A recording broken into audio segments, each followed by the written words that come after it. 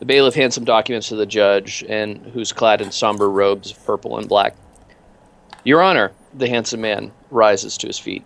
If it pleases the court, I would like to present opening filings in the case of Tacitus et al. V. The Unified Society. We swing around to see, sitting next to this handsome man, the familiar face of Henry Burke. A placard in front of him reads, Lead Counsel Plaintiff.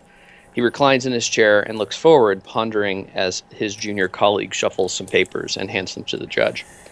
A flash washes over his face, and he scribbles something on a legal pad in front of him. The camera narrows on his face, first concentrating on writing, and then as he finishes writing, it changes to sort of a neutral expression. As he's about to smile, the words "Big Damn Heroes" stamp on the screen, and it cuts to the opening credits. We fade back in, and Al is sitting in the captain's chair and looking at some different... on the main screen, there's a bunch of different jobs that are open. Judith is behind one of the other counsels, and it's apparent that Tacitus isn't on the bridge. Tacitus has relinquished the bridge for a while. So, what do you guys want to do? Specifically, Tacitus, where are you, actually? I'm in my office working on paperwork. Okay.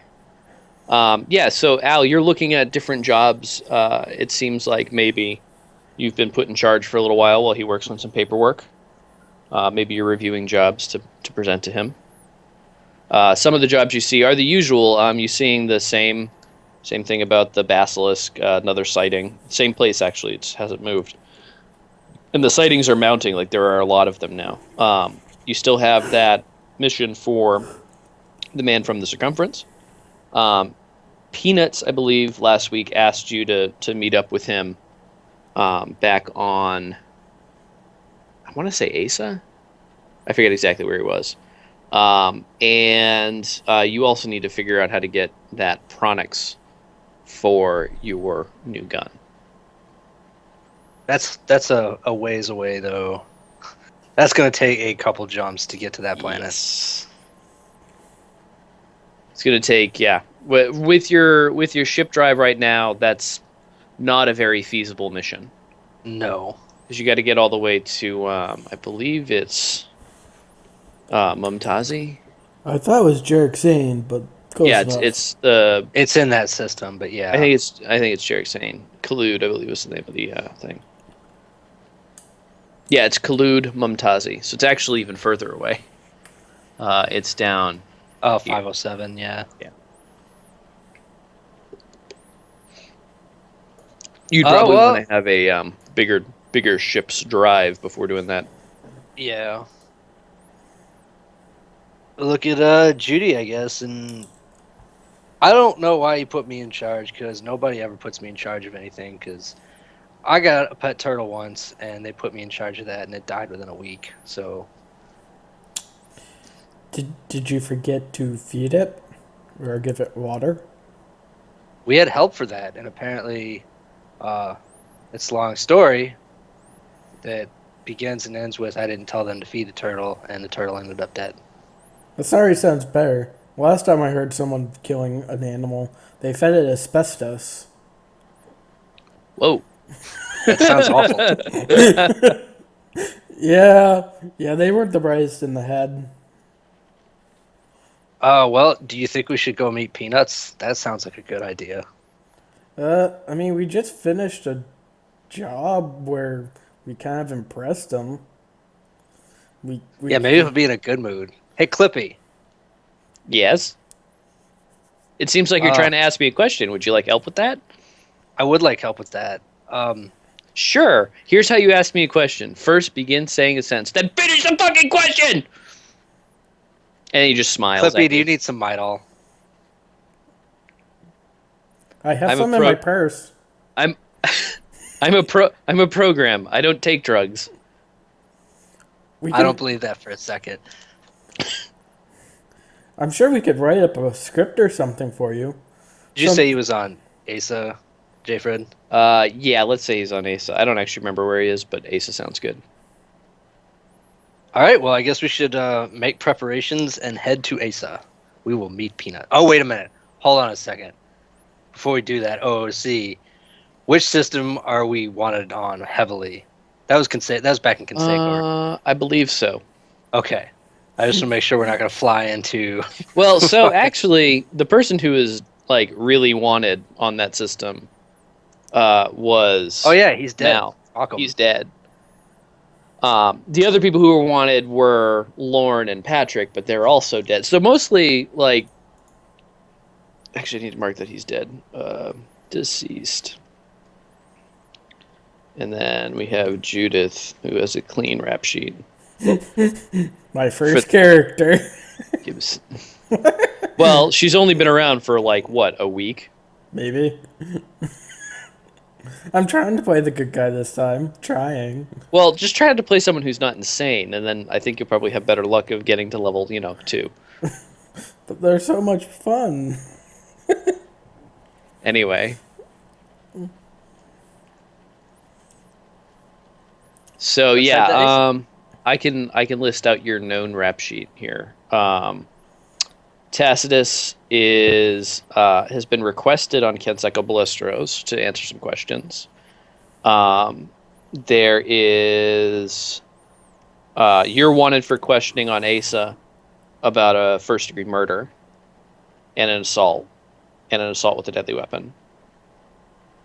And Judith is basically free and clear. Nobody wants her yet. Yeah, let's head to Asa. That'll be fun. All right. Why don't we go check with Tessus before we go, since he's capping all? Okay. Might be a good idea. So yeah, you guys walk into his office or whatever, and he's sitting there doing paperwork. You also notice that there's a few of his little figurines around. One of them looks like Kato. You don't know it looks like Kato, it's just like a little dude with like things flying off of his back. And there's another one that looks like a little cowboy, actually, a little bit. He has a shotgun. Hey, Cap. We were gonna jump to the Conseco in the Asa, or not Conseco, Asa, to go meet up with Peanuts. You cool with that? Sounds like more can suck to me. Why do we want to talk to Peanuts? He's in a good mood, and we figure we may try and get him on his good side. Also, I think you still owe him money.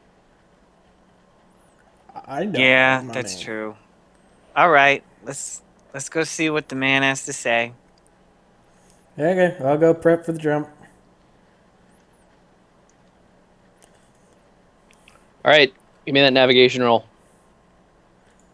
What day is it, by the way? December 26th. Okay. Day after Christmas, sucker. Oh, I should have done more Christmas lead-out stuff. All right, yeah, you made it. Somehow. Just barely. Probably you took the long way around. There's some like stellar interference on the spikeway, like in spike space, because it's not like the topology of spike space is different than real space, and so you probably like ran into some issues or something and had to creatively route around it. So you plop in on Asa, and when you do, the beacon, the exchange beacon, which sits in the system, pelts you with a bunch of emails from the Asa government saying that Alistair is wanted for questioning, and it's just they're all about Alistair. It's like, hey, you're registered as on this ship. We need to talk to you about some pretty serious stuff.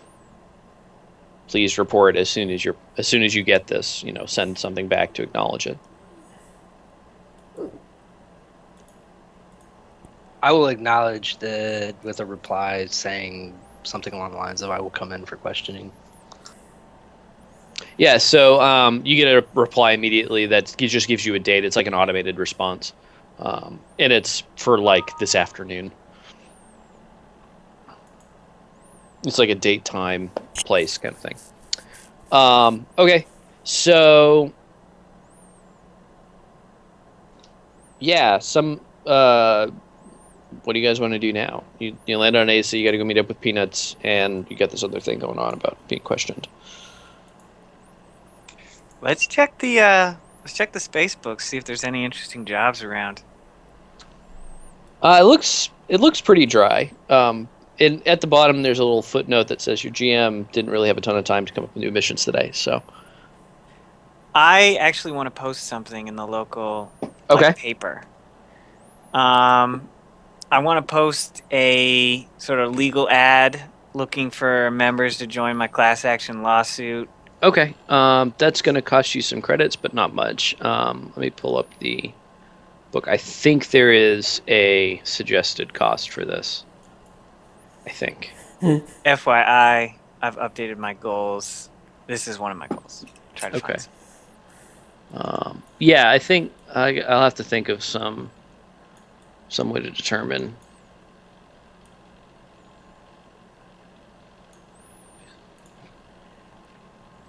Okay.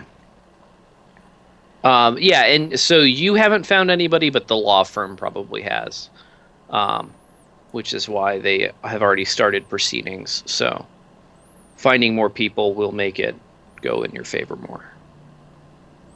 Starts the number. Core rulebook. Alrighty. Come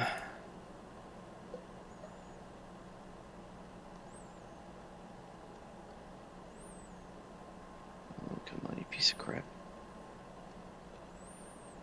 And I believe I want to say it was in the Game Master Guide.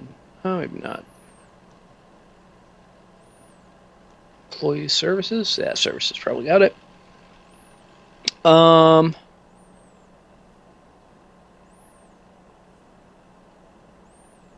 Yeah, it doesn't have like a specific detail about how much it would cost, but it's probably pretty cheap to like put out an ad essentially. I'm gonna say it's like 500 credits for a week or whatever. I will pay those 500 credits. All right, cool. So yeah, there's let me make a note. You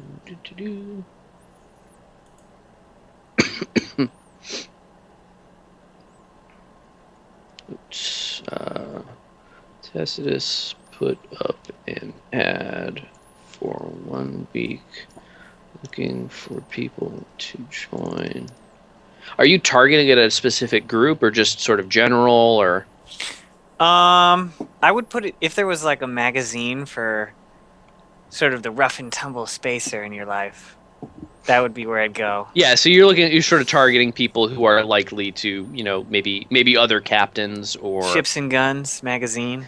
Yeah, Captains Quarterly, right? Like yeah. Okay, so targeting spacers. Okay, go ahead and make me a roll. Let me figure out what I'm gonna have you make it against.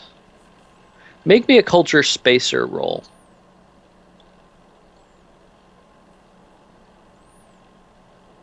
What attribute is that against? Just make it flat. I guess charisma technically, but just make it flat. So just 2d6 plus 0. So I'm gonna say none then on this Yeah. menu. Yeah. Okay.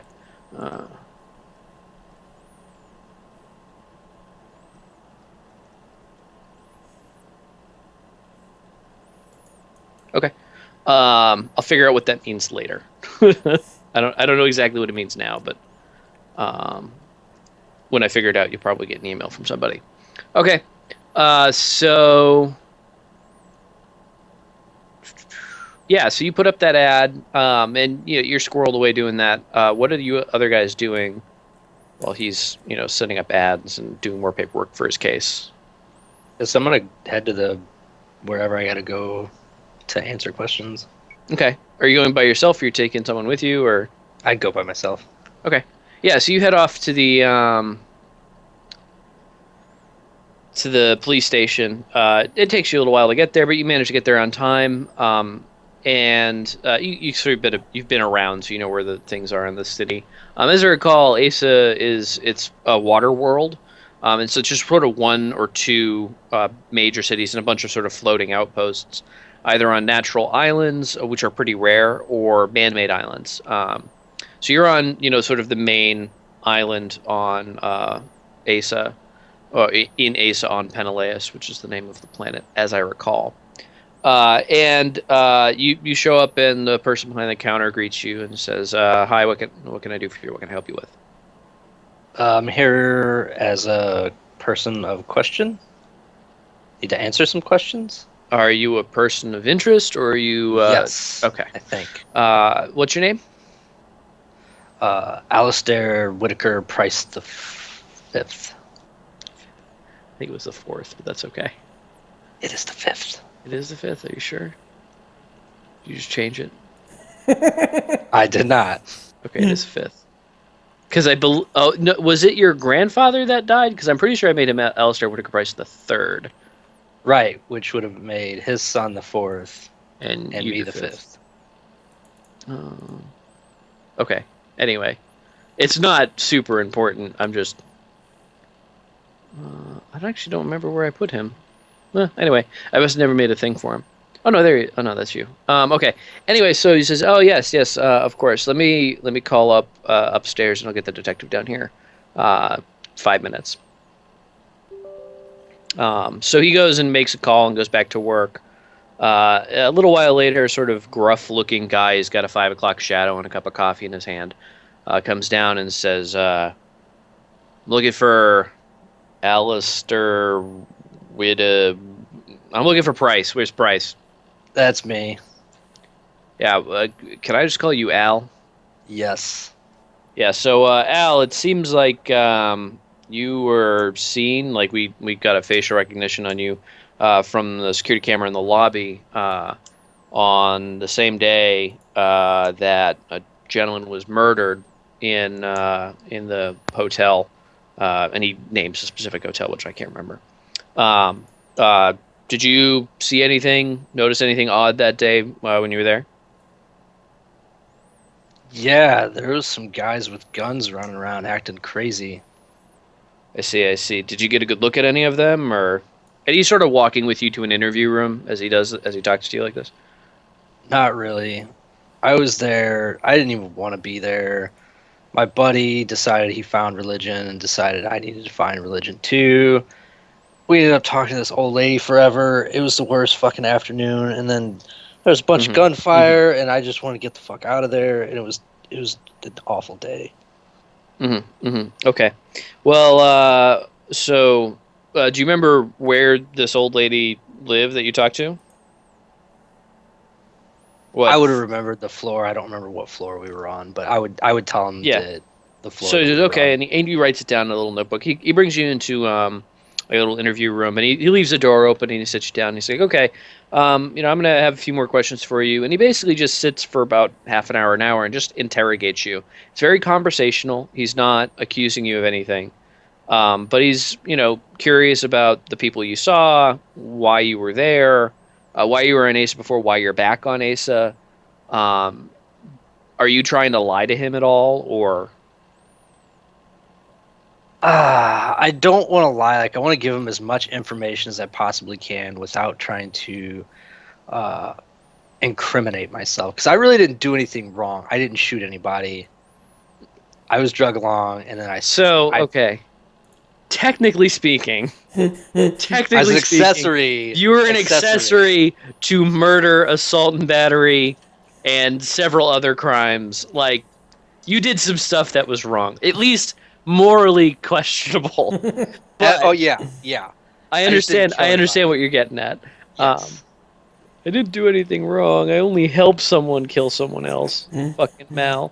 Anyway, haters gonna hate. In fact, I would actually try to put most of it on Mal, considering he's dead and he almost got me raped. Wait, what? It was the first week he was there.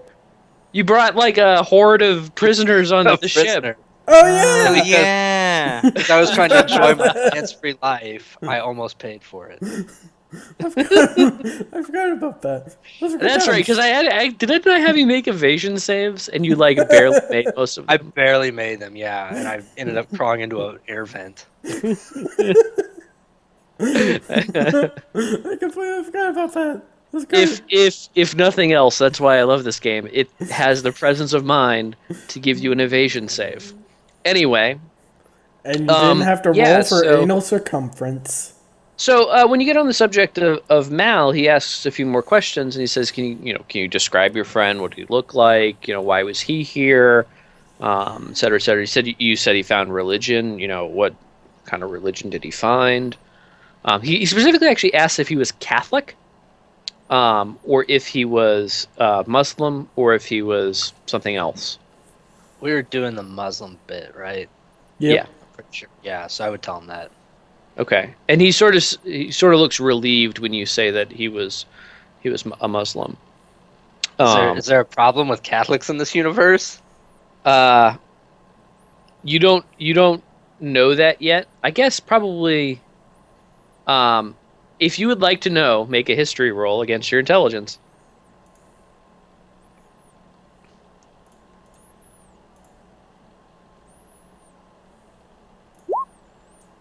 Yeah, so you know that Catholicism is the dominant religion in the red part of that map, and Islam is a waning religion in the blue part, but it's still relatively acceptable. However, Catholicism in the other part of in the other end of the world, the People's Republic, is it's sort of it's not like Catholicism on in the present day. It's more So like Inquisitions and shit? it's not the level of inquisitions and like torturing people, but it's pretty aggressive. Like there's a faith militant, right? Like so they have an army. They shoot people as a religion. So they're not good people necessarily. They would say that they're good people. They're just they're extremist. That's probably the best way to think of it. You also know that there's some evidence because you rolled an 11 on a history check, which you definitely don't have a point in history. I think you rolled double sixes, right? Or not, 5 and a Right. 6. Do you have a 5 point in and history? 6. Oh, but you have the I have plus a one. -1. Oh yeah. Yeah, so it works out. So you know that there's some evidence that the Catholics of the red section, the People's Republic, have potentially committed some moderately terroristic acts. And that's as opposed to the other sort of major traditional religion. There's a lot of like secular religions, if that makes sense. Like in the Unified Society, there the main religion, air quotes, is called the Cultural Advancement Initiative, and it's actually a secular group. They're not religious. They don't believe in deities or anything. They don't have mythology, sort of. There's some new speak about it, like they have words that they use and only they use, kind of thing, almost like a new age sort of thing, but they're not particularly religious. And yeah, that sort of covers it. I don't know if that made a lot of sense, but Perfect sense. being Catholic up here, kind of scary. That's what it boils down to. Think Gotcha. IRA. That's probably the best analogy. Except I would- if the IRA was a dominant religion. After that, I would tell him that the guys that were running around with guns did have Irish accents. Okay, and he nods, sort of, and he says, "Yeah, it doesn't really, it's helpful, but it's not." Okay. Anyway, so he sort of like writes it down, but doesn't really pay much attention to it. The people in the People's Republic don't necessarily have Irish accents. There are people up here with Irish accents who are totally fine. Anyway, he sort of says, "Well, all right, I'm going to need to, probably contact you in the future about this. Do you have a direct email, essentially, instead of having to go through the exchange thing? I could just email you directly." I would give him that. I would probably have that, right? Yeah, you do. You definitely do. Okay. Basically, the way he was trying to get in touch with you before is he basically put a bulletin on every exchange thing everywhere, and it was like just encrypted with something that it's like not encrypted, but it's like specifically searching for you, and only delivering when it finds you. So he says, "Yeah, okay, good." And he says, "All right, well, you're okay to go. We might have some more questions for you, but it looks like this is pretty open and shut. The victims here were associated with some less than reputable folks, so I think we're going to be okay. But keep available. Don't Did the old lady make it okay? I honestly don't know, sir. We didn't follow up with her. We didn't know she existed until you told us. So I'll let you know. I'll send you an email after we follow up with that. Absolutely, sir. If you need anything else, you let me know. All right. And he's thanks you and shows you out. And yeah, you get out no problem. Didn't even Fuck yeah. Didn't arrest you at all. Okay. All right. So, in the meantime, Judy, what are you doing? And let me just say, being able to call my brother Judy and have you not get angry at me, pretty sweet. I was looking at the engine after I had performed said maintenance to see how it held up during the jump. Just making sure everything's in order. Yeah, so, a couple hours after he left, Al comes back in, and, Tacitus is all finished posting up his message. What do you guys want to do? Let's go talk to Peanuts. Yay. Have you met Peanuts, Judith? I don't think you have. Nope. I just heard things. Yeah, so you guys probably talked about, because you spent like 4 weeks at one point traveling around. That's when you incurred the $9,500 or 9,500 credit bill that you are now suing the government over. Yeah, so you've probably heard plenty about Peanuts. You guys head off to where he said to meet you. It's actually a just like a small sandwich shop. It's a Italian-owned place. And when you walk in, it's really very small. It's like a little hole in the wall. It's got maybe 1 or 2 tables, and a little like bar against the outer window. And you can smell Italian food, pasta and sandwiches and pizza and so on. And the guy behind the counter looks at you and says, "Can I help you?" Yeah, can I have 2 slices of pepperoni? Yeah, sure. And he leans over his shoulder a little bit and shouts something in Italian to the back. He's like, "All right, pay the lady." And he sort of pushes you, actually reaches out and pushes you down the counter. Looks at the next guys. "What do you want?" Italian cold cut sandwich. And he says, "All right, go ahead." And he starts slicing open some bread, and he looks at you, Al, and says, "What do you want?" You got any free bread?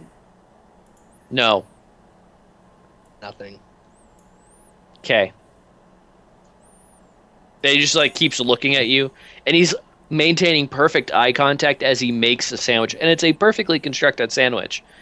He's not looking as he does it, and he wraps it up, puts it on the counter, and says, "Why are you still here?" Sorry, my bad. And I take the sandwich and go sit down. No, he's looking at Al. He's maintained perfect eye contact with Al this whole time, who has not bought anything at his store. Do you have any peanuts? No words. No words. He's just dead eyes looking at you. And just as you're about to say something else, he snaps his fingers and says something else in Italian. And you hear a woman's voice, and it sounds quite old, easily in her late 90s, scream something in the back. And then you hear a familiar voice, again in Italian. Do any of you speak Italian? Like in real life or in game? No, in-game. In-game. I don't give a shit about real life. Nope. I One of you forget speaks which one. Old English. I actually do. Latin. I speak Italian. Holy shit. Yeah, so actually... What? I play Actually, on Judith, Italian. you heard that initially he said, he shouted this The word translates to be more or less the Italian equivalent of a gringo, someone who isn't Italian. When Tassus ordered his pizza, and he said he wanted a couple of slices of pepperoni, and then when you ordered your Italian cold cut, he shouted something back. No, he shouted that same. He said back, "Make an Americano," and you noticed he said an Americano, not an Italiano. And the difference here is one has like bologna and ham and like the classic American Italian, and the other one has like prosciutto and capricola and all that. Did you correct him? I absolutely corrected him in Italian, saying no, please, Italiano. So I think when you do that, he goes, "Oh," and he like looks at you and goes, "Oh, you speak Italian? Okay," and he shouts something bad. He goes, "Make an Italiano and don't screw it up." And then when Al says something, he just starts like staring at him, and you just know, culturally speaking, like that he is not pleased with Al, and the fact that he hasn't bought anything. And then when he asks for peanuts, he calls back and says, "Hey Ma, get peanuts." And then peanuts, you hear him come out and he's saying something in Italian, and he goes, and he says to this lady, and you hear him call her Nona. And he says something. He goes, "I'm coming, Nona. Don't worry about it." And he comes out front and he sees you all, and he sees Tacitus and Al, and he sees you, and he looks at Tacitus and goes, "Hey guys, what's up? How's it going?" Good. It's going good. "You buy anything here?" And he looks at you, Al. No, I'm a little short on money right now. How are you short on money? You just made like 10 grand. Wait, what? You have 16,000 credits in your bank right now. Oh yeah, I forgot. I did get paid. I'm like, why are you being cheap here? Like, are you just? Oh, before that, I had like 200 credits. That was as much. So Tacitus, your pizza costs like 10 credits. Judith, your sandwich costs like 10 credits. It's cheap. And yeah, you do have money, although you are committed now. You said no. And so this guy is staring at you, and Peanuts looks at him and he goes, in Italian, he says, "Dad, it's okay. He's fine. He's weird and poor. Don't have pity on him." And his dad just looks at Peanuts and like squints a little bit, and then goes back to whatever he was doing before you guys walked in. You guys take your food over to the table, and Peanuts sits down. He's got a bag of peanuts that he's just munching on, and he offers one to you, Al. I take it and eat it. Yeah, he looks at you and he goes, "Next time you come in here, fucking pay for something. My dad hates it when people..." Or he goes, "The guy hates it." He doesn't say his dad. "The guy hates it when people don't buy stuff." I didn't mean to offend him. I'm sorry. And he goes, "All right, I got a job for you fucks. All right. Here's the job. I got this here," and he pulls out from inside he's wearing like a vest. He pulls out from inside. It's a little flat. It's about credit card sized. And do any of you have tech skills? I have test post tech and astronautic. That's perfect. Yeah. So you recognize it as a small camera. And it's designed basically, you peel the back off it and stick it on a wall, and it sticks to the wall. And it sort of blends in very easily with the wall. It's mostly transparent, and he sort of holds it and he goes, "I got about a dozen of these things. I need someone to install them in, well, Tacitus, I think you're familiar with the place. You know that first job I sent you guys on? No. The one on Canseco? In Ballesteros, in that little town north of there? The bank? It's coming back a little. The one where your two buddies got shot in the face? Yeah. Now I remember it. Yeah, that little shit brick with his fucking computer full of fucking some kind of crazy midget porn? Okay, no, I didn't remember that part, but keep going. Oh, he probably didn't tell you that. Anyway, fucking... Yeah, there's this coffee shop, right? And I need you to put these in the coffee shop. and not just in the front of the coffee shop, sort of all over the coffee shop, if you know what I mean. Nope. So are you stupid? Yep. And he mutters some swear words in Italian, which you recognize as being fairly vile, Judith. And he says, "You're going to take these. I got about a dozen of them. You're going to put one in every room of that coffee shop on Canseco. And you're going to do that such that it can see, the whole room. I want to have total coverage. The coffee shop is owned by the Russians. You have met some Russians before, I assume. And, yeah, you probably don't want to get caught. But that's what you're going to do, because you still owe me fucking money. And, yeah. How many cameras are there? Like it doesn't. He's giving you a bunch of them, and he just wants to have total coverage of the areas. You have enough to, like, put one in every room in a relatively surreptitious way, so that you can have he can spy on people in this coffee shop. How much money do we owe you again?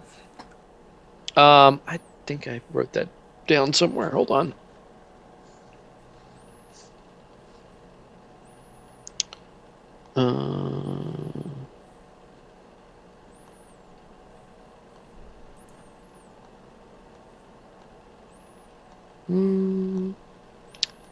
I don't have it written down. Let me see if I can just look through my notes here. So that penis mission ever.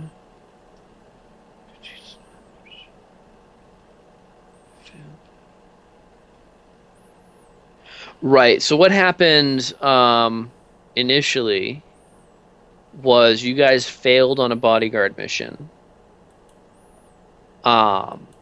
You then had to go steal something from Vasily, finishing a mission for Peanuts. I don't think he paid you. He's basically, you haven't actually paid him anything. So I think the initial debt was something like 80,000 credits or something. And you haven't paid him any money. And moreover, he's not accepting payment. You're doing work in exchange for having this debt paid off, air quotes. So you're kind of, he's basically extorting you for work. Does that make sense? Yeah. And I'm trying to figure out how much work. I don't think there's any potential limit until he gets what he wants. So it's as much work as it takes to get what he wants. Does that make sense? Yeah. Sort of that classic mob problem where, like, you're indebted to the mob and they just don't let you pay, but keep collecting interest. That's what he's doing. Got it. You're going to be in debt precisely as long as it's useful. All right. Give the cameras here. And he hands you a bunch of them. And he's like, "Now, I did work out some sweetness with the organization. I am not a dictatorial benefactor or whatever the fuck. I got him to pay for your gas so you can get there. Yeah. And I got a little kit for you." And he goes into he's like sort of beckons you to come into the back with him. I follow. And you're all going back there. I need to pull up the rule book 1 second. Oh, fucking stupid thing. And he comes in the back, and in the back you see there is a couple of boxes with some stuff in it. In particular, he has. Let's see what he have. I don't know what he has. I'm going to say that he has a. There's an Argus web. Like it's in a box and actually says Argus web on the front. And he's got, some power cells and ammo and stuff, some generic whatever. And then he's also got some sweet explosives. He's got a couple of... Taste sweet? No. He's got some nice explosives. He's got a couple of basically like satchel charges, Semtex type stuff. And he goes, I don't know what you might be able to use this for, but I figure you'll find a use for it before I will. So I could see some uses for these things. yes, there's probably a dozen like power cells, just basically batteries for a laser gun, and one Argus web and two, now let's say three satchel charges.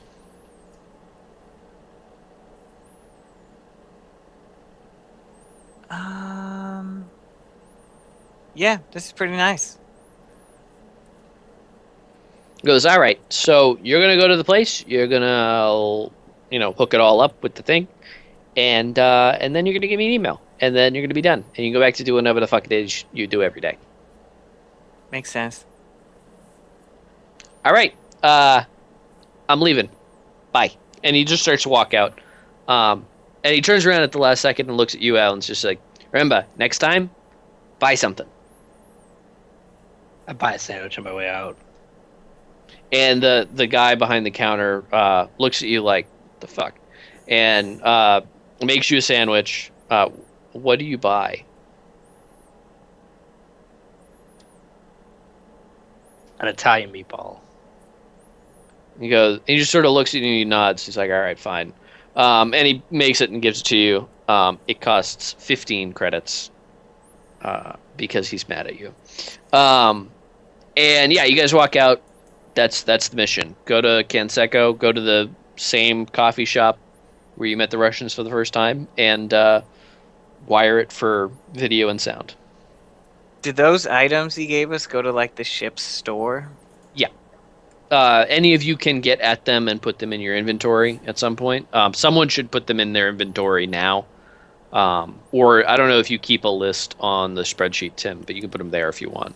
For the cameras? Yeah, for the cameras you just have, they're like a quest item kind of thing. You'll have them until you don't anymore. But the Semtex and the dozen power cells you can put on the ship. And how many Semtex charges? 3. A Semtex charge, for reference, is it's basically like it's a glorified stick of TNT. It's a pretty decent explosion, but they're not huge. So they'll blow up like a small building, but they're not shape charges. They're not precision. They just blow shit up. So Semtex is what you use when you want to create an explosion. C4 is what you use when you want to take down a building in a controlled way. So I imagine we go back to our ship now. Yep. Yeah, so we sort of diagonal wipe to the ship. You guys are all getting on board, getting situated.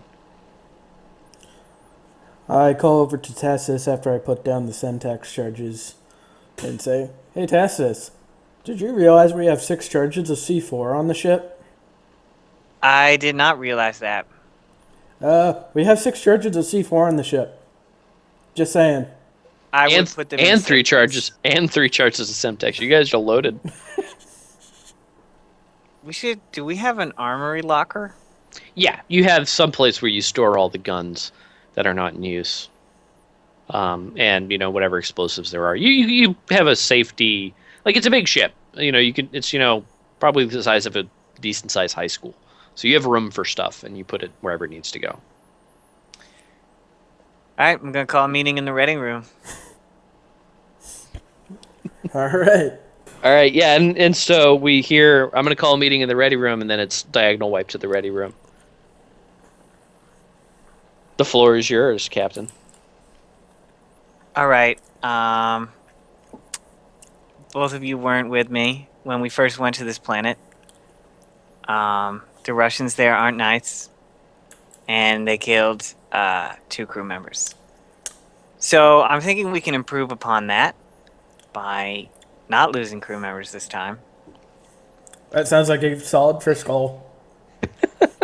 I think we'll need to get some diagrams of this place. We need to lay these cameras. Start spitballing some ideas for this. Yeah, you seem to like government offices. Maybe you can go get the building layouts from the office. As I recall, I did try to get the layout of the bank. last time we were on this planet, and I was refused that. Peanuts mentioned you've been to that cafe before, didn't he? Yeah, we went there. Did you use the government worker's slave name? Because I hear that's a bad thing. I don't really recall the person's name. Michael? No. The person I spoke with for the diagrams. Not the time I tried to get the license plate info. Okay. I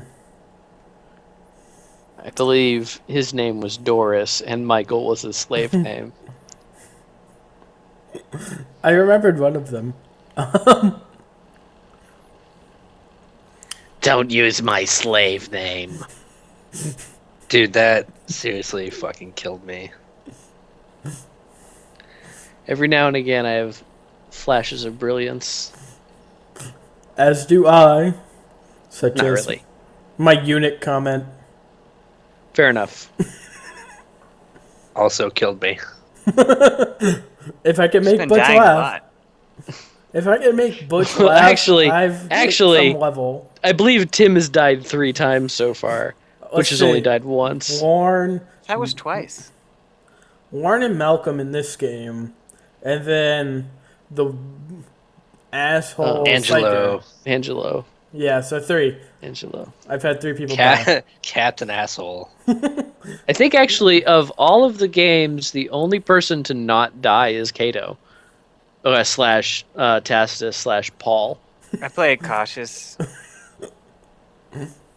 What, by which you mean you think for at least 3 seconds before you do anything. Alright, let's get some plans here, people. We need architectural diagrams so we can plan out where these cameras go. How are we actually going to get in there? It's a cafe. We could just go buy stuff. Yeah, but we need to get in the back rooms. Well, we could use the satchel charges to blow something up next to the building. Distraction? You know- We did try the distraction explosive plan the last time we were on this planet. What And were it you sorta doing worked. last time? A job for peanuts? Okay. Was it time consuming? Because putting up a camera should be pretty quick if we know where they need to go.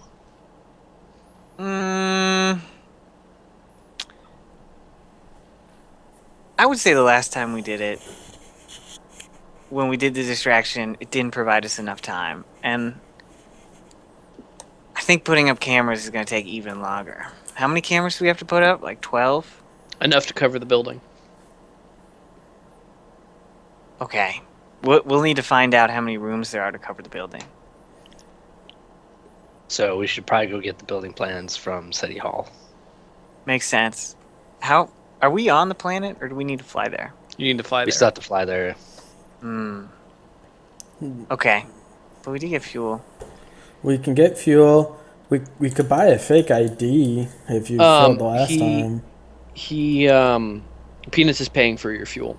So Oh, sweet. I'm just gonna fill- you'll get there and back. Well, you'll get there and then send him the email, and then so he's going to give you the 3 units of fuel. So you'll have 2 when you get there. So basically, just don't touch my fuel. Yeah. Okay. Or your rations. He's going to pay for that too. Cool. I actually asked Clippy if he could find us the building plans online. Clippy says that he goes, it sounds like you're trying to get building plans. Do you need help with that? I do. Can you get us the building plans for the Russian cafe we're going to survey? He goes, and he looks at you and he goes, in order to do that, here's what you need to do. And it prints out like a 133-step list, the first of which is be in system. He can't access any of the servers unless he's in system. Most of the steps are ask if you want help with that, by the way. This is super helpful, Clippy. Thank you. You're welcome. Perhaps I we think should it's- just start jumping. Agreed. Make it so. All right, give me some rolls. Working on that. Nailed it. Fine. Nailed it hard. Damn it. Failed. Are you gonna re-roll? Are you an expert? I believe I am, actually. All right, you can re-roll it if you want. Would that tick over in 3 minutes? Nope, in 33 minutes. We 33? started. Actually, no. When did we start? I guess Did- technically we started at 7, so yeah, 3 minutes. 7:06. Yeah, 3 minutes. It'd tick over in 3 minutes. I will re-roll it then. Cool. Okay, you make it. All right. When you get into Canseco's system, you get another set of those "we need to talk to you" emails from the local government. However, there are a lot more of them. They have been backed up for a while, and they are all for Tacitus. I read the latest one. The latest one is, "It has been several months since you said you would be here. We need to talk to you very urgently. Please contact this number as soon as you are on planet. Failure to do so could be a criminal offense." It's dated 3 weeks ago, by the way. All right, guys. I've got to deal with some police things. You guys can continue on the plan while I deal with the police things. That inspires much confidence in me, sir. I am an inspiring figure, as it should. All right. So, yeah, you head off towards the police station on Balestros, and you other two guys, what are you doing? I'm gonna go to City Hall to see if I can pull the building plans. All right, Judith, what are you doing? You going with them? I am going to see if I can find information of how to potentially get a false identity paper. Okay. So that's going to be a culture criminal charisma. And we'll deal with Al in a minute. Yeah, so you go looking and you find a dude. Let me pull up a name for him. Momentito.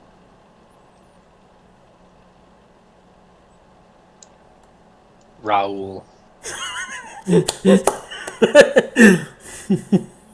You find a guy, his name is... Barul, he exists. He's a thing.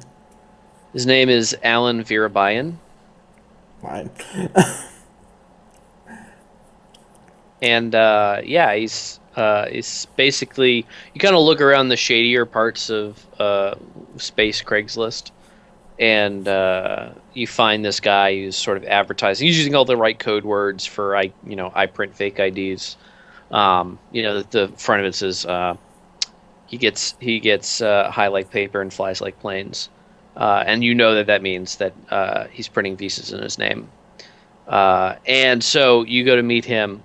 And the screen is, sort of split three ways now. We see Judith walking to meet this Alan Virabayan guy. We see Al walking into City Hall.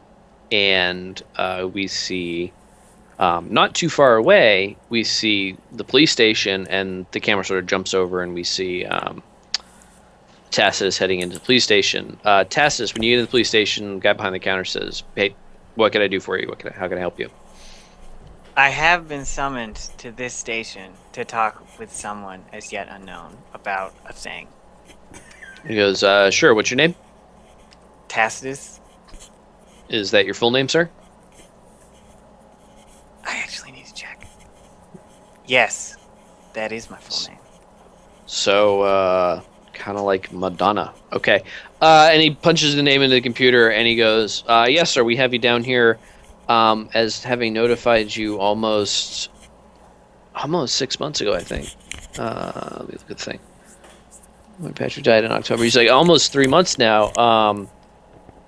What was keeping you from getting back here? And obviously, being questioned about a crime is a serious matter. Crushing poverty. It's not cheap to fly in space.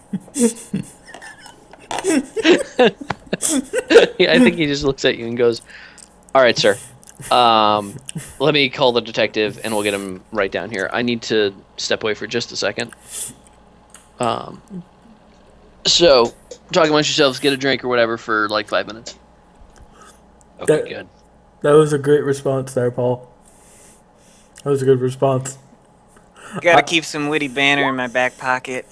Also, I nearly choked on eggs because of you. that'll happen in this game. That's why the picture I linked is why it was. Why is Calvin little- like 50 years old? No, Calvin doesn't have any hair right now because that painted that in what's going to be my kid's nursery. Oh, that's your work. Oh, makes That's, sense. yeah. So That's I actually find out the sex damn of straight the good baby. work, man. Thank you. It I is find out nice. the sex of the kid Tuesday, so we'll figure out the hair Tuesday. And you're gonna paint it, I would assume, blue/pink, depending on the sex. Oh yeah. Well, no. What the other walls? You mean? I meant for Calvin's hair, unless you're actually gonna go for blonde. If it's a boy, I'll just make it look like Calvin. But if it's a girl, I'm gonna put a ponytail on him. That works too. That's some good planning. You could even go for pigtails. I could. I'm gonna recommend Paul for a name. It's suitable for most genders. I'm Or gonna Pat. I'm gonna recommend Raul. I don't think I'm Puerto Rican enough to pull off Raul. Okay. How about Amy? If it's a girl. Actually, we don't have a girl name picked out. Fair enough. Amy might work. That was the first name that popped out of my head. So, hey, glad to help. I will put that on the list. Fair enough. On a side note, your drunk gaming nights that you guys have over there in Gommel, dear God. Oh my dude. So it's honestly not terrible if you're drunk with them, but if you're sober, which I was, holy hell. I was sober that night for the little bit I was there. I only left because I was actually dead tired. Gommel? Gommel is the group Get Joe off and my Butcher. lawn is what it stands for. Yeah, it's just what anytime we have a clan or anything, that's what it ends up being. And he joined us for a little while. Who were playing? We were playing StarCraft 2 arcade. Yeah. And oh my god, dude, they were rock star level drunk and just rowdy and yelling and bitching. I Oh noticed. my god, the bitching. The constant bitching. And then Cross got drunk enough to start bragging about his wife, and it just went So down. it was great. I had Tim on IM, and I'm like, yeah. So it looks like we've mostly missed the Cross brags about how good Heather is at sex part of the evening, and we're just in the belligerent asshole mode of the evening. There's like distinct phases, man, to a Friday. There it is. Because like I'm not super drunk on any given Friday. It's just not my deal. So I've gotten pretty good at like identifying the strata of Gommel. I've noticed it's pretty interesting. Anyway, sorry about that. I had to open a check from IBM for lots of money that I used to buy a quadcopter. You bought merged stock, I take it? Oh yeah. I was one of the few that didn't. Well, that was foolish. In retrospect, I probably should have. Oh well. Yeah, I started a little late, and I'm kind of sad because I could have started it earlier and made a lot more money. Had you When the- known when- we were going to be bought out by IBM. It's frankly just a good investment overall because you're basically getting free money Yeah. with an SPP. It's a good investment. If And you have then money you know to when you get invest. bought and the value of your stock doubles. That's not a bad day. That was not a bad day for me. Anyway, I'm gonna buy a quadcopter. It's gonna be great.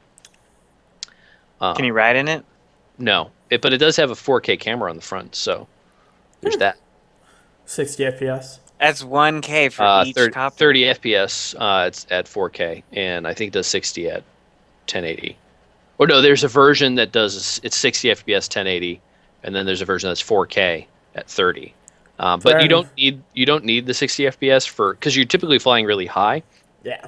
so the resolution is more valuable than the FPS. Understandable. Because then you can zoom in more. I was just curious. So long as it's not 24 FPS and the whole Yeah. the human eye can't see more than that bullshit. Well, I mean, it's with this sort of thing, it really is not a big deal Yeah, for that instance, it's not because it's because film. Most people 4K. care. Um, let's do- Hang on, I'll put a thing in chat. Andre has one of these, Tim. That's how I know it's good. I remember you telling me about that last time when it was up. Yeah, this thing is so awesome.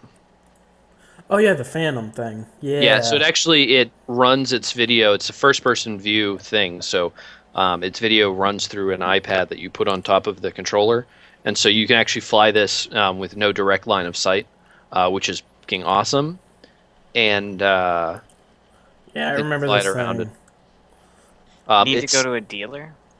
No, you can buy it online, which is what I'm going to do. But yeah, you can Just don't fly into a tent like Andre did with his first one. yes, you can fly it up to 3 miles away.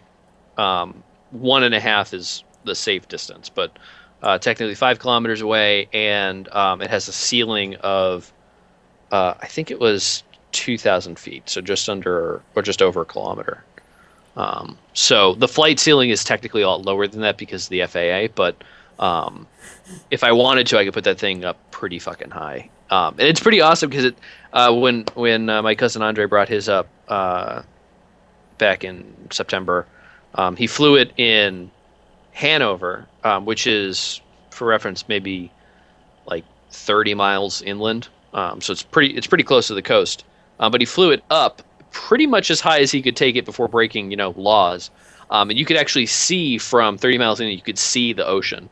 'Cause he was just that high up, so it was pretty awesome. It's intense.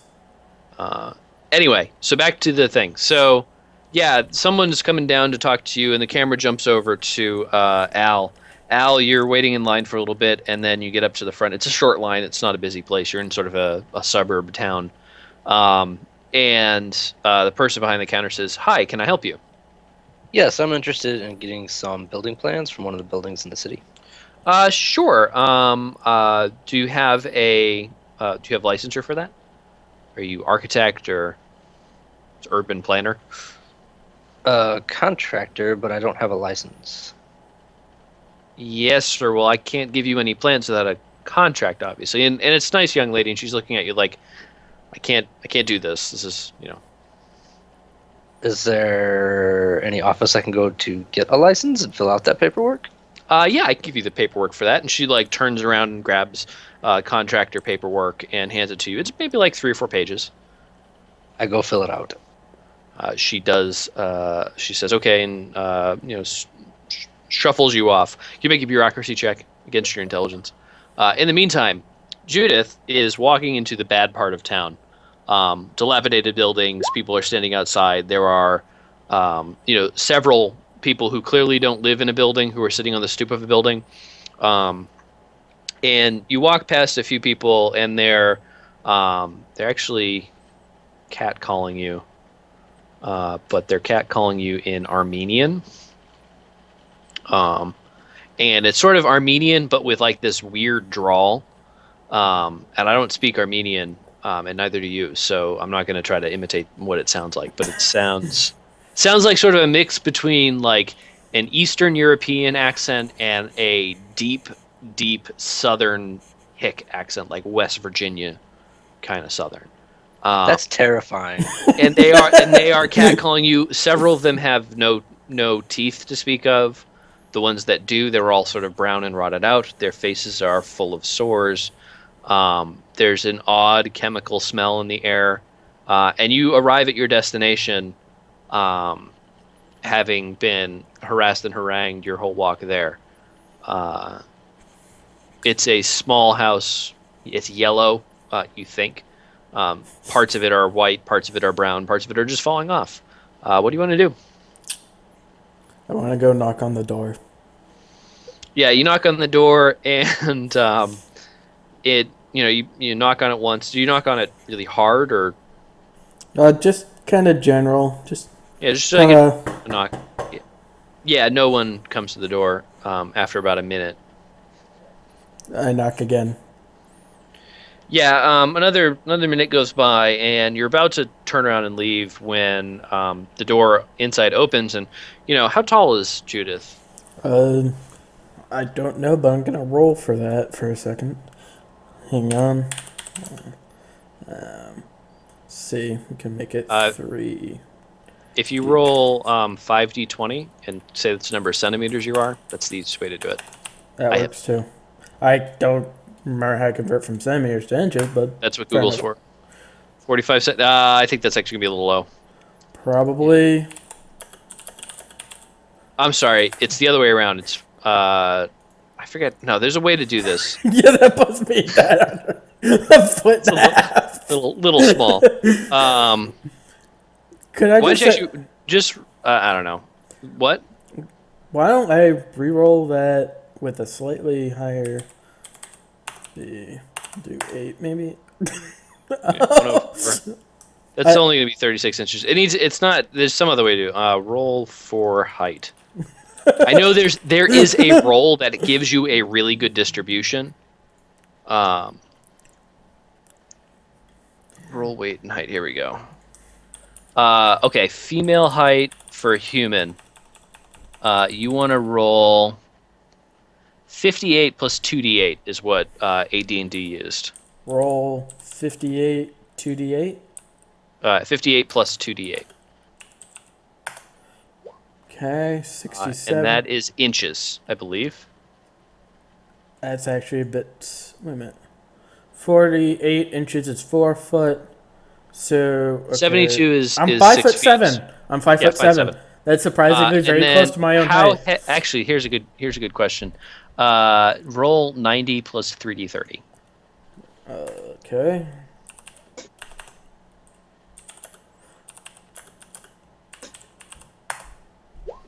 You are 137 pounds and 5 foot 7. I'm okay with that. That's reasonable. It's lower than what I currently am. This wasn't the formula I thought it was, but this will work fine. Yes. So yeah, you knock on the door, and at the very bottom of your vision, you see a tuft of hair, and when you look down, you see a child, probably 3 or 4 years old, and it has opened the door, and it's looking up at you, and it's got a bottle in one hand, and it's just wearing a diaper, and it's looking up at you and says, "What?" I kind of just crouch down and say, "Hi, what's your name?" Bitch, don't patronize me. Okay, well, sorry. But is your dad home? Wait for it. I have no idea what you just wrote. Yeah. Sorry, say it again. So he goes, "Bitch, don't patronize me." Sorry, my bad. Is your dad home? My dad? Bitch, I don't got no dad. He walked out. Okay. The fuck? How about your Who mom? you looking for? Who you looking for? I'm trying to remember his name. I'm just gonna call him Chris for now. It was Alan, by the way. I'm looking for Alan. Bitch, you found him. Okay. I've heard you are very skilled at making certain documents. Bitch, it looked like I know how to write. Okay. Maybe I just had the wrong place. I'm sorry. I disturbed you. And I begin to walk away. And he slams Oh, up. see, did you like roll your language and like roll up gangster? I did. Okay. I rolled two things. I rolled who would answer the door, and then I rolled for an accent, and I forgot I put gangster in there, and so I rolled for who would answer the door. I'm like, oh, I need an accent for them, and I rolled. It was one of the children, and then I rolled gangster, and I'm like, oh wait, there was this GIF I saw, or maybe it wasn't a GIF. It was like an image, maybe an image macro. And it was a black baby who was like standing and he had like a cigarette and he was like just striking a pose and looking at someone who's wearing a diaper and smoking a cigarette. And I'm like, that character is going to be part of this right now. That's awesome. So, yeah, I think you probably did not get your fake ID. I probably did not. You roll a luck check? I'm sorry, I'm trying to fix something on my computer here and it's not cooperating. Nope. You failed the luck check? I failed the luck check. Okay. Yeah, so on your way back... I'm sorry, I'm just looking. Is it the... Did you find the picture? It's the better one. Well, no, so there was one that... Yeah, there was one that has... So this is sort of like, this is who you saw, except they were white, because we're in southern hick Armenianville. And there was a story that was associated with it, with someone was like doing some survey or something in the projects, and they told this story about this baby that like tried to bum a cigarette off them, and it was like 3 or 4 years old or something, and they were like full grown ass man voice, the whole 9 yards. The unfortunate thing is that because I am not black, I cannot use some of the words that would have made that a truly authentic experience for you. So I just use bitch a lot more, that's all. Anyway. Next time I'll just bring on one of my friends who is of that color to speak for you. You gotta get a black guy to do the DMing for us in this world, so then he can give us the full experience. What's the thing is, I probably could convince one of my buddies from up north to do that, and he is indeed black. He is fantastic. I'll reach out to him after. I will play that game. He might not DM. He, at least for now, he may come on as at least a player character. That's fine. Maybe later. Anyway. He will be a great addition. Actually, I'm gonna do that right now. Don't ever introduce him to anyone in Gommel. That's all. Anyway, I'll actually send you guys a link to his YouTube channel first, so you can get an idea of what he's like. Okay. Anyway, so yeah, you head back, and on your way back, those same guys who were catcalling you get a little more aggressive. They're up in your face. They're like, "Hey, why ain't you talking to us?" And granted, they're not doing the Eastern European half of this, but I can't do a mixture of those two things. So imagine. Why ain't you talking to us, lady? I made a wrong turn. Sorry, I'm just trying to. Clem, get her over here. Clem, shut up, Cletus. I'll do what I want, bitch. Why ain't you? You should sit here and talk to us. Be a lady, smile or something. Clem, get her to come over here. Shut up, Cletus. I'm trying to make time with a woman. I'm sorry. I really just got to get back to my boyfriend. He's worried about me. Your boyfriend? Fuck your boyfriend. Come talk to us. I really can't. He's watching my son. I got to get back to him before Junior. Fuck your boyfriend. Fuck your son. Come talk to us. Clem, get her the fuck over here. Shut up, Cletus. And he sort of like is now kind of boxing you in. There's a couple of his other buddies who are somewhat more silent behind him. And they're trying to force you to come with them to their little stoop area. What do you want to do? I'm sorry, guys. I really don't have time for this. Did you bring your gun? I did bring an SMG with a silencer. Do you have a belief that says you're always armed? I don't technically. Roll a luck check. Please roll for SMG. Roll for SMG. Fuck! I Yeah, already rolled that. You didn't bring. Oh, you can re-roll it. Yeah. Fuck! So you didn't bring your SMG, but you do have. Do you have what other things do you have? Was there any stun batons on the ship? I don't have any recorded. Anybody have a pistol you might have borrowed? SMG would be pretty conspicuous in this area, and they probably would have left you alone, which is why I made you do a luck check. But does anybody have a pistol on the ship that you might have borrowed? I think the only pistol / knife we would have had was in the possession of Malcolm before he lost I do it. have a laser Desert Eagle. Would you have lent her the Desert Eagle? I doubt it. Yeah. Unless she asked me. So I think what you have is not your SMG, but in fact is you have a taser. It's like a personal defense taser. You did get 13 against your 14, so you have something. But look, gentlemen, it's a stun baton. So look, gentlemen, I don't want to be the cause of trouble, but my boyfriend knows a lot of people in the Italian mob. I would rather not have a gang war get started over me. So please don't. bitch, there ain't gonna be no gang war. You're just gonna come talk to us. Shit, it's not that hard. Just open your mouth and move your gums, and boy, you got a purty mouth. My boyfriend is a very, very jealous type. I ain't give a shit about your boyfriend. Come over here and talk to us. Clem, get her over here. I want to show her something. Cletus, I said shut up. And he turns around. He's facing his buddy. He's not got you in eyesight. The two guys behind you both do. They don't look particularly like strong. They're taller than you and probably way more, but they're not like beefy. In fact, they look kind of like drug addicts because they are. They are definitely drug addicts. Considering they're bigger and likely heavier, is it reasonable to say I can probably outrun them pretty easily?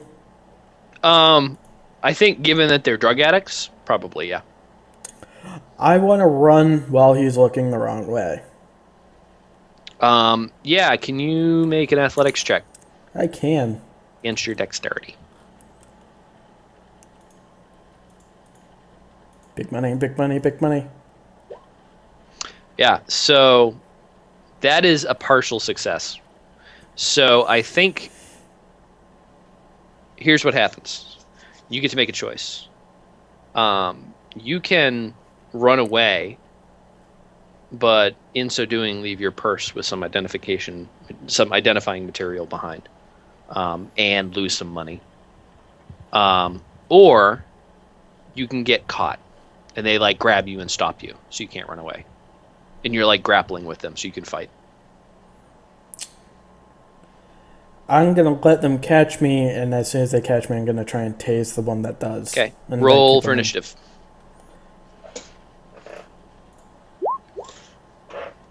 It's a pretty good initiative, man. I try. 1d8. Yeah, you get to tase him, so go ahead and roll a Sunbaton attack. It's 1d8. I'm gonna just roll the 1d8 and stab at it. Yep. Yeah, so you stun him pretty good. He's on the ground, plopped on the ground. The two guys behind him that were behind you, so they're in front of you now. Actually, when you're shocking him, is he holding you? Is he like got his arms on you? I would imagine he would if he's trying to. Yeah, so you take 2 damage because you're part of that circuit. Because I know how tasers work. Anyway, so you get a good zap out of it. Not nearly as much as he did, because you shoved it right in his neck. He's passed out on the ground. Cletus, the guy he was yelling at, is now running over towards you. He's probably 50 feet away. The 2 guys behind you, who are only maybe 10 feet away, are chasing you now. What's going on, Can you make another athletics check? I can. Let's see. There it is. Yeah, so they catch up to you, and both of them grab you at the same time. Your arms are sort of restrained. You can probably zap one of them, but you're still completing that circuit, so you're going to take some damage too. I will zap them and then keep running. Okay. Go ahead and roll 1d8.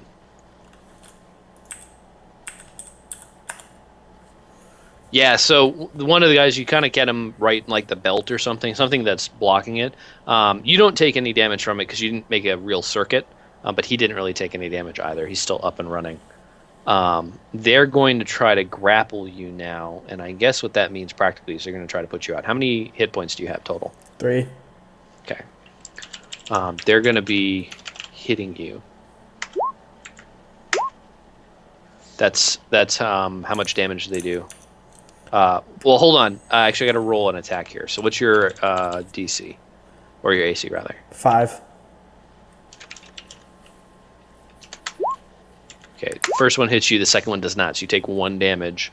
Cletus is about 1 turn away from you now. What do you want to do? I want to run. I want to run really You're fast. still grappled, so you have to get out of the grapple first. So you can do a... maybe evasion save? Or a physical save? Something like that?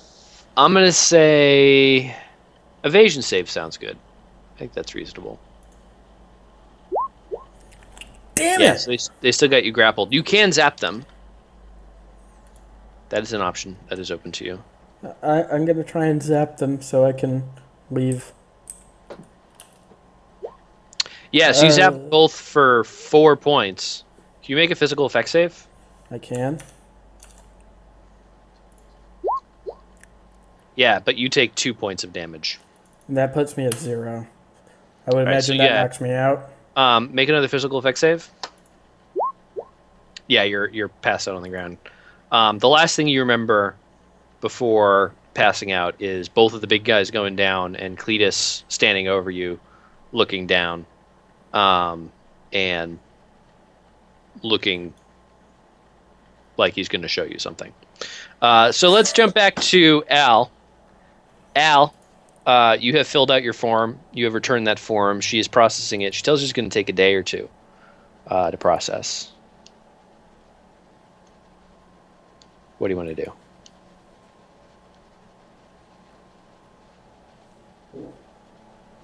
Are you there? What? Dude, he's still filling out forms. That's a good one. All right. Well, so we'll jump over to you then.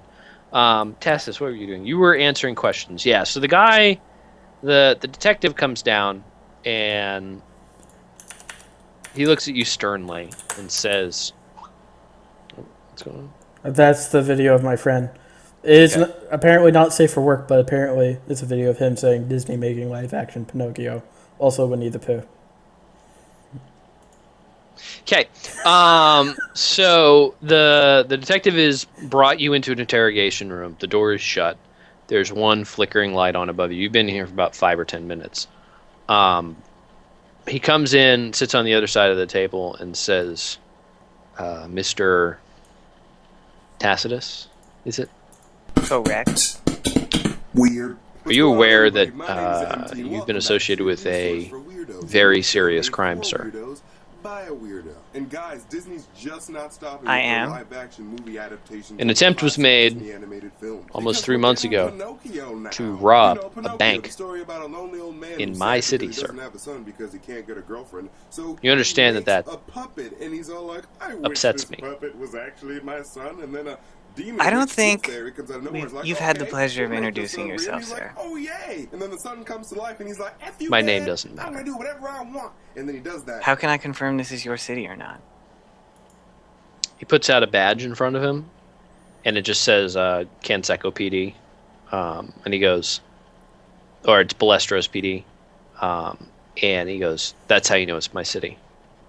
And he puts it back in his jacket. He says, and he sort of spreads out in front of you a picture of Lauren and a picture of Patrick. He goes, "Do you know these two men?" I do. Well, let me be correct. I did.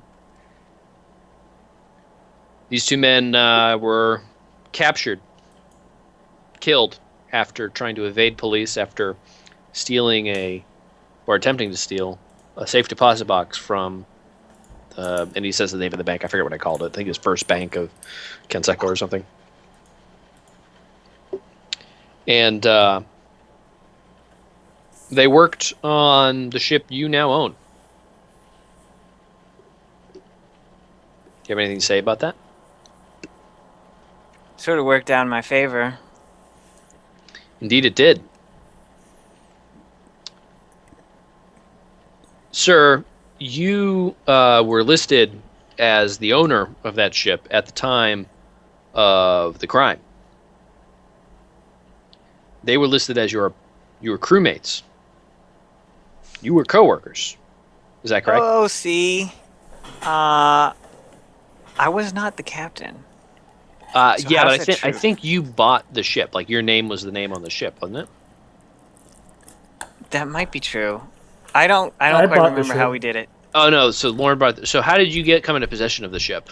I think he was the only crew member left, so it just kind of fell to him. Yeah, that's right. All your name was on the all your names were on the lease, but like the primary was Lauren. All right, he goes, sir, you were crewmates with these people. Did you have any idea of what they were trying to do when they arrived on Balestros, on Kenseco? I had some inkling, yes. Did you think to report that, sir? I didn't think they were smart enough to actually do anything. You didn't think they were smart enough to do anything? Are you implying that you knew they were going to attempt to commit a crime that resulted in the grievous injury of at least 12 people? Have you ever been to a bar, officer? Or should I call you detective? I'm afraid I forgot. You can call me detective. Of course I've been to a bar. Anything's possible in a bar. Man will say anything in a bar. It's the same on a ship. Man says anything. You know, all my job is go here, go there. I fly, that's it.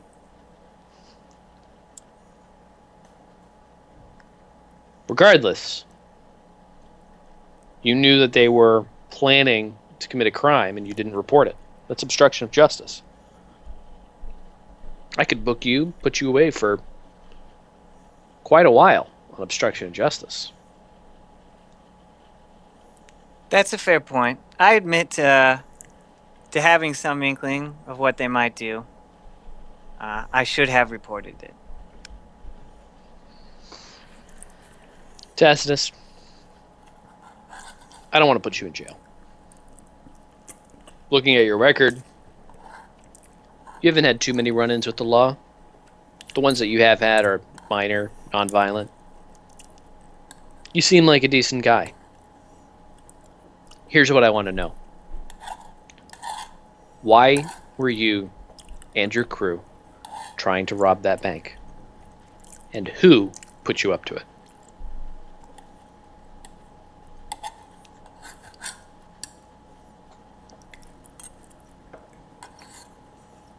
I'm thinking about my answer. He sits quietly and stares at you. This police station, are you just the local police, or are you part of a larger government entity? He doesn't say a word, and you hear like the hum of fluorescent lights, and it flickers a little bit, and the coffee steams up from the desk, and it's just like a side shot of you looking at him and him looking back at you. He doesn't say a word.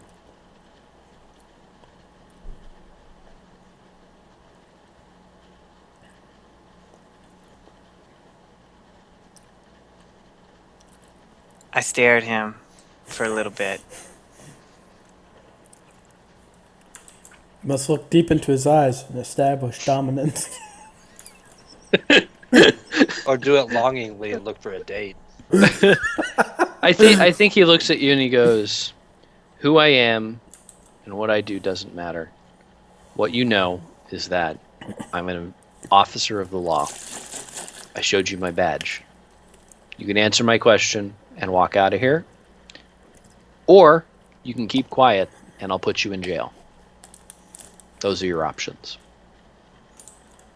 If you need a minute to think, take your time." And he stands up and starts to walk out the door. And he goes, "I'll be back in 3 minutes. If you don't answer me by then, you're going to jail." And he walks out. He leaves his cup of coffee behind, by the way. You're not handcuffed or anything. The door is shut, however.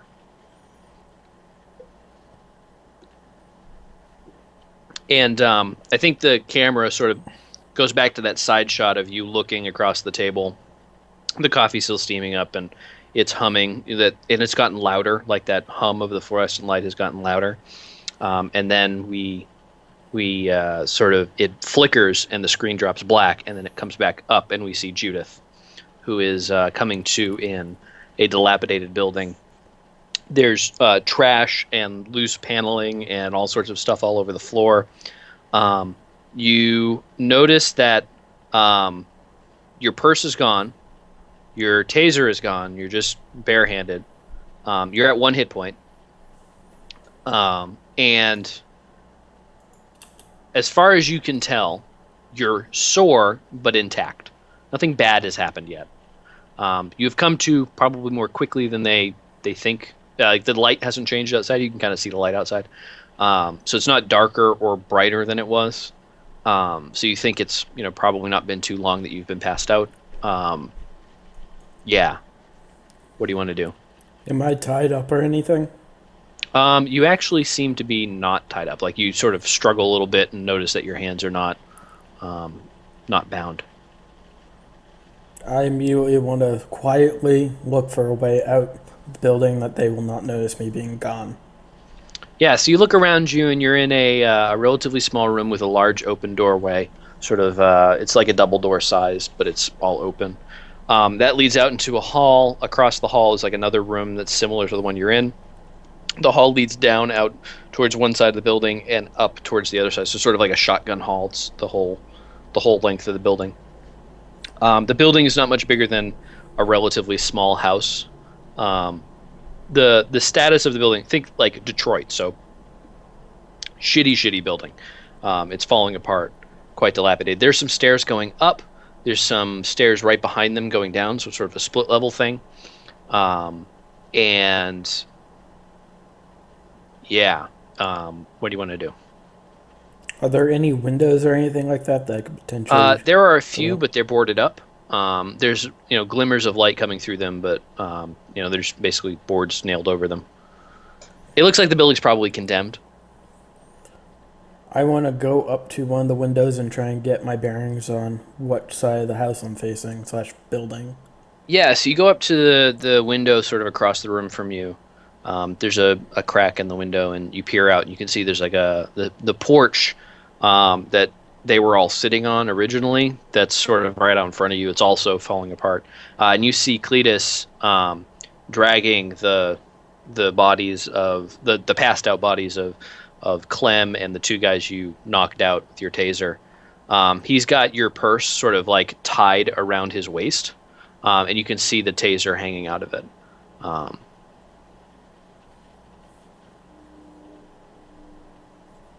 Alright.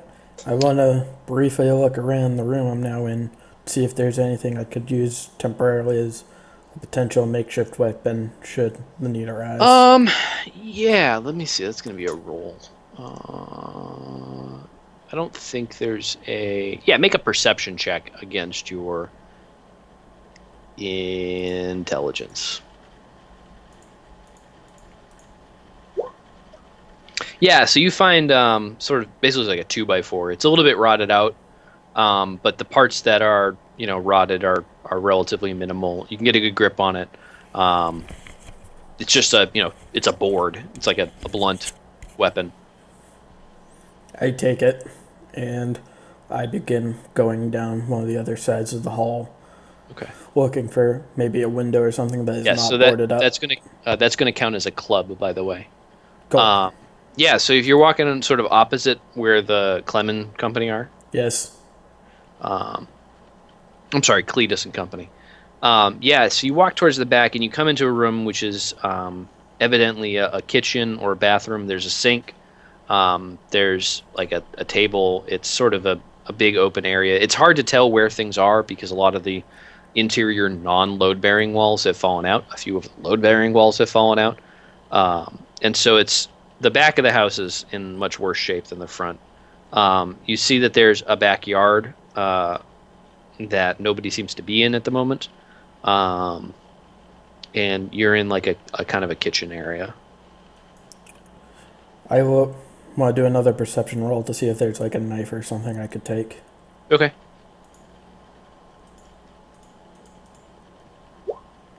Yeah, you find a few kitchen knives or small knives. They're not like super great quality, but they're knives. You could take one. I want to take one. I have a feeling they're going to be better than a 2x4. Okay. I mean, you can carry both. I'm going to carry both. Don't get me wrong. Yeah, you kind of have like you take a couple of these like steak knives essentially in your hand, and hold them around the base of the club, so you have like a couple of knives just held on with your gripping hand, and you have roll 1d4.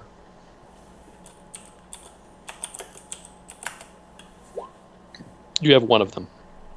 All right. I want to quietly go into the backyard where there is no one. Before I go, I want to make sure there is actually no one out in the backyard. Okay. Yeah, so you head over to the door, and when you look out and there's no one in the backyard, you start to sort of jostle the door handle to try to get it to open, and the door seems to be stuck. What do you want to do? I try and be a little more forceful with the door. Yeah, roll a luck check. Okay. Finally. Yeah, so you push down on the door hard. It makes a bit of racket, but not a ton. You don't notice anybody coming in, but you manage to get the door unstuck. You're out in the backyard. There's a fence and a few other buildings nearby that seem sort of in similar shape. You remember from before that they were also populated with not totally savory looking people. What do you want to do? Did I recall seeing people in any of the neighboring areas, if you will? Yeah, like behind the house, like also out front. You wouldn't see anybody behind the house, like so you don't know. Like there are houses behind this house, but you don't know who's there. Right. The houses who are neighbors of this house are kind of like off-color people as well. I want to try and jump the fence on the opposite side and slowly kind of sneak around, see if there's anyone in the front porch of this building.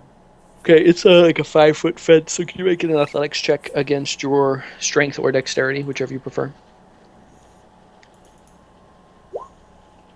Yeah, so you hop over the fence, you find yourself in the backyard. There are some, like, plastic items strewn about this backyard. The grass is overgrown.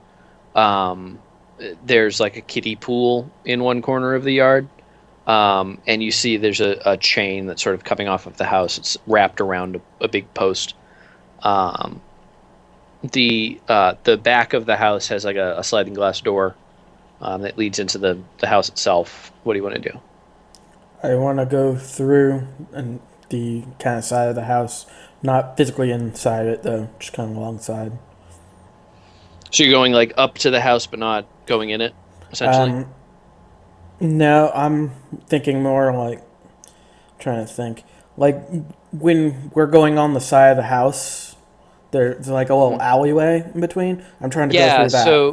So you go to the side of the house. You can see that the fence sort of cuts off there. There's no gate, but you could probably try to jump the fence again if you wanted. I want to jump the fence again. Okay, make an athletics check. Yeah, so you aim to get over the fence, but find that your wounds are worse than you thought they were. And you try to like push yourself over the fence, and you just can't sort of muster the strength, and you kind of fall down at the fence and like sit for a second and regroup. You don't think you're gonna be able to get over the fence again. That took a lot out of you. I want to go to the other side alleyway thingy. It's the same situation. I want to quietly and subtly go into the house via the sliding glass door. Yeah, so you start to slide open the door, and can you make a perception check against your wisdom? So you start to open the door, and a little too late, you hear the patter of dog paws. And you open the door probably about 6 inches, and you get it that far, and you look inside, and there is a pit bull, probably 100-pound beefy looking animal, looking at you and growling. I immediately go to close the sliding glass door. Can you roll for initiative? Damn it. The one time I'm actually not trying to engage in combat and not be a dick. The one time. Yeah, so he shoves his head in the door and props it open and is trying to like struggle to get through. He's like growling and snarling a little bit, but he's not barking. What do you want to do? I want to keep the door closed while at the same time trying to take one of my feet and kind of push his head and the rest of his body back into the house while still simultaneously trying to close the door. Okay, we need to make an opposed strength check. I need to look up rules for a dog. One moment. And this is why I'm playing the insane assholes. At this point, I would have just killed the dog. Well, the thing about dogs, Tim, is that dogs can be nice if you know how to treat them. I have a 100-pound pit bull trying to eat my face. That's what it seems like right now. That is what it seems like. On top of that, I nearly had 3 or 4 Armenian men people thing. Armenian Hicks effectively try and rape me. No, thank you. Yeah, it's not so fun, is it? I guess a dog is like a level 1 warrior. That seems reasonable to me. Okay. So his strength. Okay. So roll 2d6 plus your strength. So 2d6. Wow. So you struggle probably for a full minute against this dog. He's not making a lot of noise. And you manage to push him back in, and you shut the door. And he looks at you, and he sort of like yelps a little bit, and then whines. And his tail is sort of his tail is cut off. It's like a little stub, and it's wagging a little bit. He's looking at you and sort of like wincing. And yeah, but you got him back in the house. Now I feel bad. God damn it. I open the door slowly. Yeah, so what's your posture to this dog? I mean, you have like a big club in your hand. What are you doing with it? I have it ready just in case he decides to try and pounce me and like attack me. Yeah, so you start to open the door, like how much? Are you opening it a lot or little or? Little at a time. Yeah, so he's sort of like sticking his nose in the door and sniffing. Like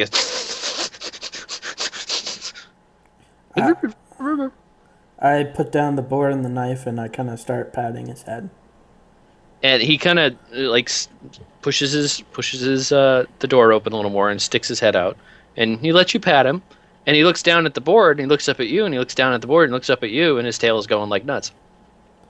I continue to pet him.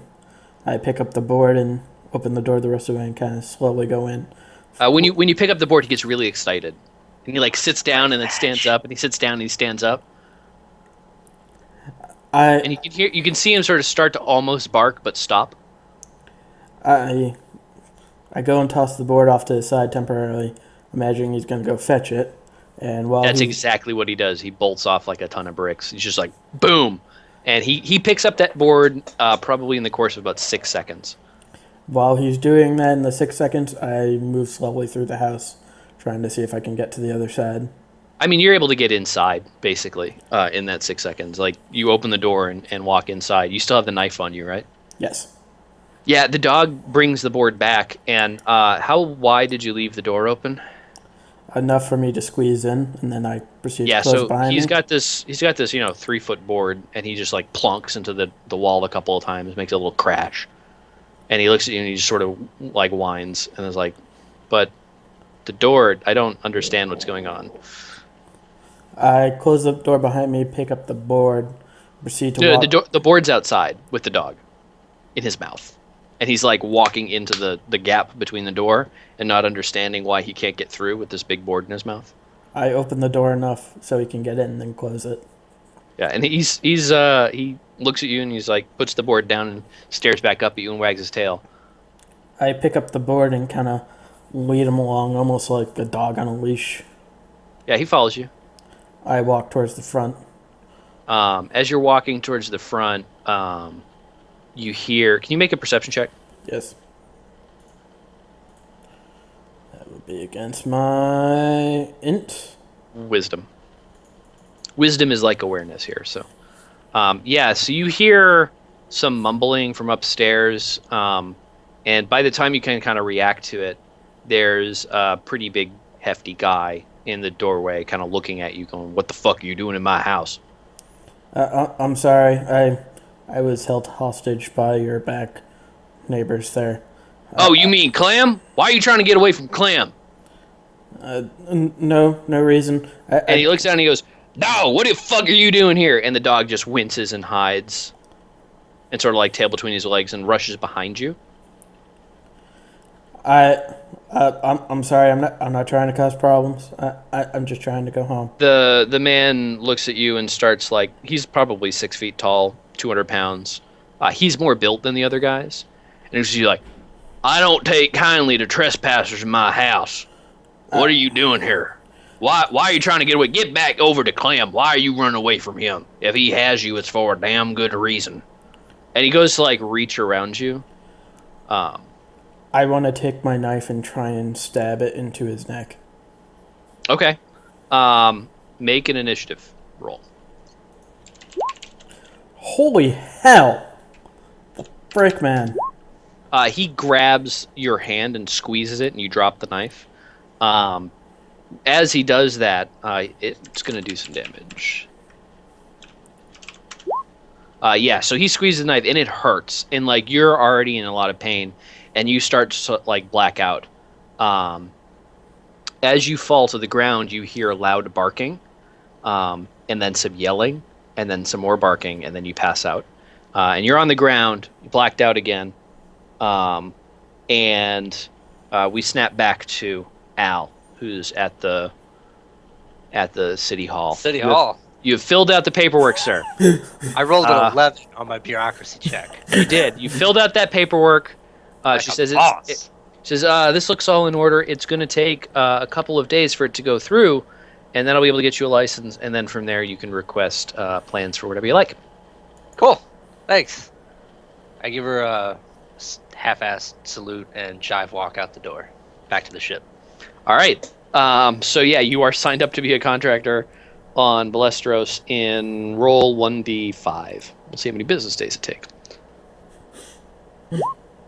It's going to take 5 business days.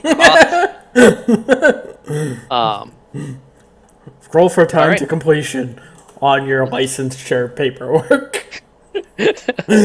Bureaucracy checks are the best part of this game. Fuck you.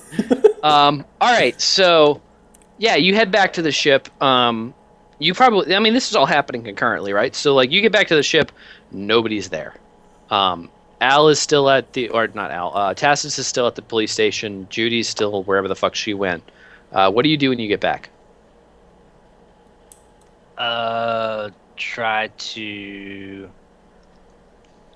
I would have known Tacitus would have went to questioning, and since Judy went out looking for fucking improper paperwork, I'd see if I could contact her and give her a call.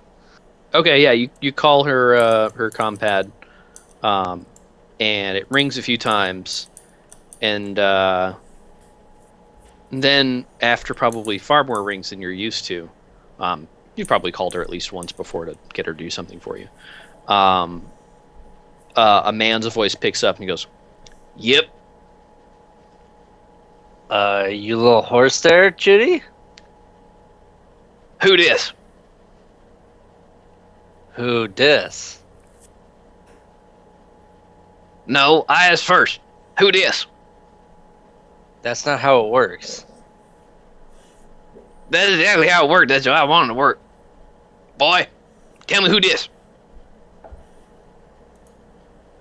Raul. Who am I speaking to? You're talking at Clem. Is it Clem or Cletus? I forget. You're talking at Clem.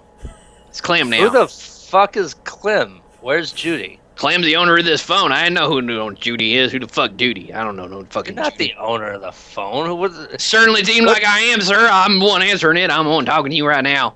You called the phone, I picked up. That means I'm the owner. What did you do with my female friend attached to the phone? Ain't no female friend attached to no phone. Be weird if you're attached to phone. Shit. What do you do? What do you mean, what do I do? I do me. Fuck you. I do drugs. Is that what you mean? I like drugs. You got any drugs? I could use some more drugs. Fuck. I might have some drugs. Shit, well, why didn't you say so? What did you do with the female that had that phone? I already told you, ain't no female attached to this phone. I didn't Boy, say that'd be she weird. had to be. What did you do with her? This accent is very hard on my voice. Boy, you said you had drugs. I want drugs. You come here, I'll buy your drugs. All right. What's your address? 1 second. And he like looks at his like you hear him like shuffle around for a minute. He goes, yes, and he reads off an address to you. He goes, bring me some drugs. Yeah, I'll do that. I'll be there soon. I like some of that blue fever if you got it. Mm-hmm. You want some French fried taters? God damn it. I can only keep a straight face for so long. I don't want no French fried taters. I want that blue fever. Fuck you. Blue fever. All right. Mm-hmm. I'll be there late. I'll be there later. Mm-hmm. I'll call you back. Mm-hmm. And I hang up and It clicks. immediately call Tacitus. Tacitus also doesn't pick up, but what we see on screen is you start to call Tacitus, and then you see Tacitus's phone, and it's buzzing in his pocket, and you see Al pop up on screen, or whatever you're saved Al as on your phone, Tacitus. And we pull back out, and it's just now that the guy has walked out of the room, and we see Tacitus just waiting there again. Probably it's maybe been a minute, I guess, because we pulled out on that before. Tacitus.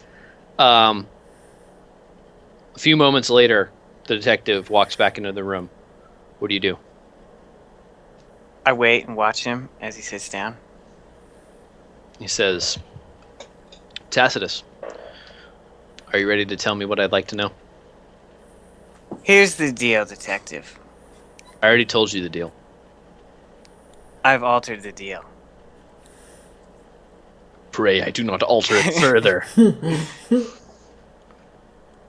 In the past, I've been truthful to police on other planets, and that has got me in trouble, because those police were not really police. I have information that may be helpful to you, or may not be, but I need to know who you are first. I already told you who I am. I'm a detective, an officer of the law. And do you represent the law just in this area, or are you part of a larger organization? I represent the law. You don't understand, Tacitus. You don't have any leverage here. I have the leverage here. You've already admitted to obstructing justice. Now you're admitting to withholding information from police. I can easily put you away 5, 10 years. They don't look kindly onto people not cooperating in this country. I'd like to help you, officer, but I need to be sure of my safety first. Are you dead? No? How long have I held you in this room? 5 minutes? How long have you been on this planet without having anything happen to you? Maybe an hour? I think your safety is assured. Past performance is not indicative of future performance. Then how can you possibly be sure of anything? Well, I'd like some assurance. You're a blank slate to me. I need to know just a little more information. Right, so the possibility is 0. Roll a persuade check. Roll a persuade against your charisma. Okay. It took me this long to figure out what the DC was.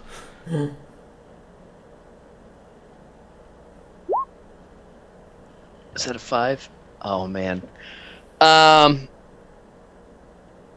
He looks at you and he says, no. If you want to know who I am, what I do, who I work for, you're going to tell me what you know now. Afterward, then I'll tell you who I work for.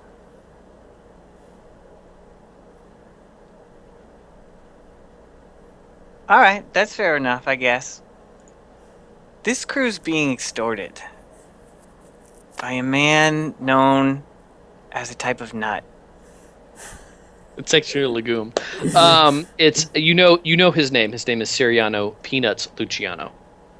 Oh no, I'm sorry, Siriano Claro is his name. Okay, I say his name. Yeah. Yeah, Siriano Peanuts Claro. And the detective leans back in his chair and says, okay.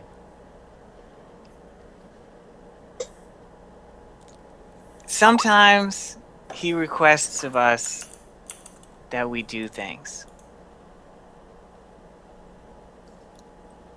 One of those things was this bank job that my other crew members spoke of. Well, they didn't do much speaking because they were dead, but okay. Well, spoke of it to me. Are you currently under extortion of this Peanuts, and he air quotes it, character? Does anyone ever stop being extorted? Fair enough. And he sort of half chuckles. He goes, so what did you know about this bank heist before it happened? We knew we wanted something from this vault. But we did not know what. Just a particular item.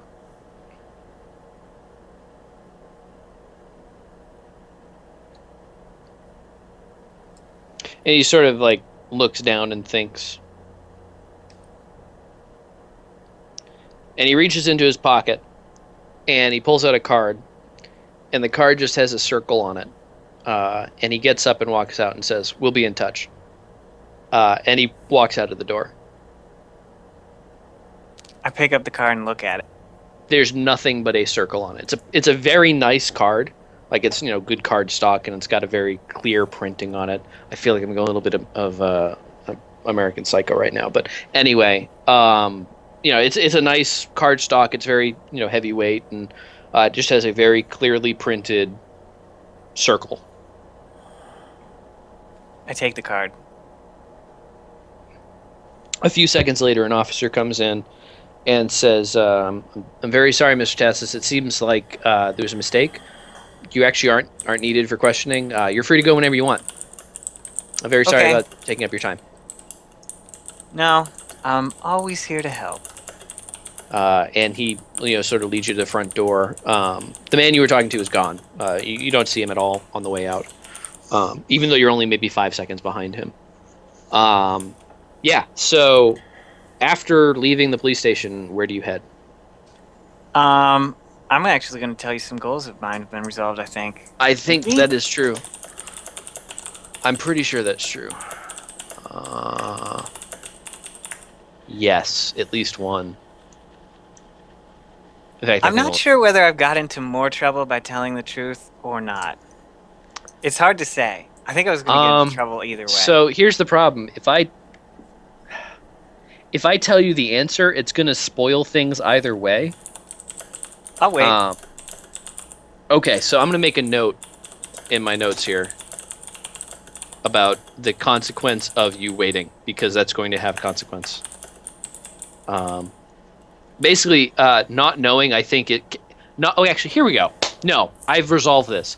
I'm not going to tell you if you got your character into more trouble, but by not accepting the experience, you definitely have caused more consternation for yourself, because you do not know. That is worth experience. So, the first goal, deal with the Ballesteros police, is 250 experience.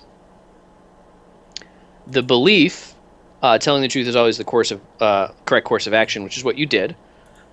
Because you do not know what the outcome will be, that is definitely trouble. That's worth 100 experience. Okay, I'm just gonna go back to the ship. Okay. So yeah, you get back, and along the way, you notice that you have a message, or probably multiple messages from Al. What do you want to do? I'm gonna check the message. Yeah. So what kind of message did you leave him, Al? Dude, where the fuck are you? Why are you not answering your phone? Judy fucking got into some trouble with some jerk offs in the hood and got captured, and they want some drugs, and they sound like they're from fucking Space West Virginia, and we have problems. Get back to the ship quick. I'm gonna All right. text back. I'm on my way. Please limit the profanity. What's your profanity? Oh god, I needed that laugh. All right. So, Al and Tacitus are back at the ship. They have arrived there. When he gets back, Al, what have you done in the probably 4 minutes of meantime to prepare? Ask Clippy what the fuck blue fever is. Who just dropped off the call? I think it might have been Paul. I mean, Yeah, it must so have been symbols. because you two are still talking. Anyway, I'm sure he'll be back in a moment. So, yeah, he dropped off. Okay. If he doesn't get back on, I'm going to restart the call. So, Clippy says, it looks like you're trying to look up a Schedule 1 narcotic. Would you like help with that? Yes. It presents you a list of options. Would you like to learn more by report incidents of, or report, incidents of dealing or whatever? And it's like a list of maybe half a dozen options. So I'm assuming that from these results, it's still illegal. Mm-hmm. This is not something that we can make. No. Fuck. And Clippy just sort of smiles and looks at you. He's like, would you like to learn more? No. And he frowns. And he pulls up like the space Wikipedia page anyway. And it's on the main screen. And you see like there's sort of the picture of like a bunch of strewn inhalers. They're all blue. And I'm going to recall Paul here. Yeah, it looks like Paul actually fell off the internet. I'll give him another call. And yeah, so you see that there are a bunch of like blue inhalers. And I don't know if you read the page, but that's up on the screen. What else are you doing?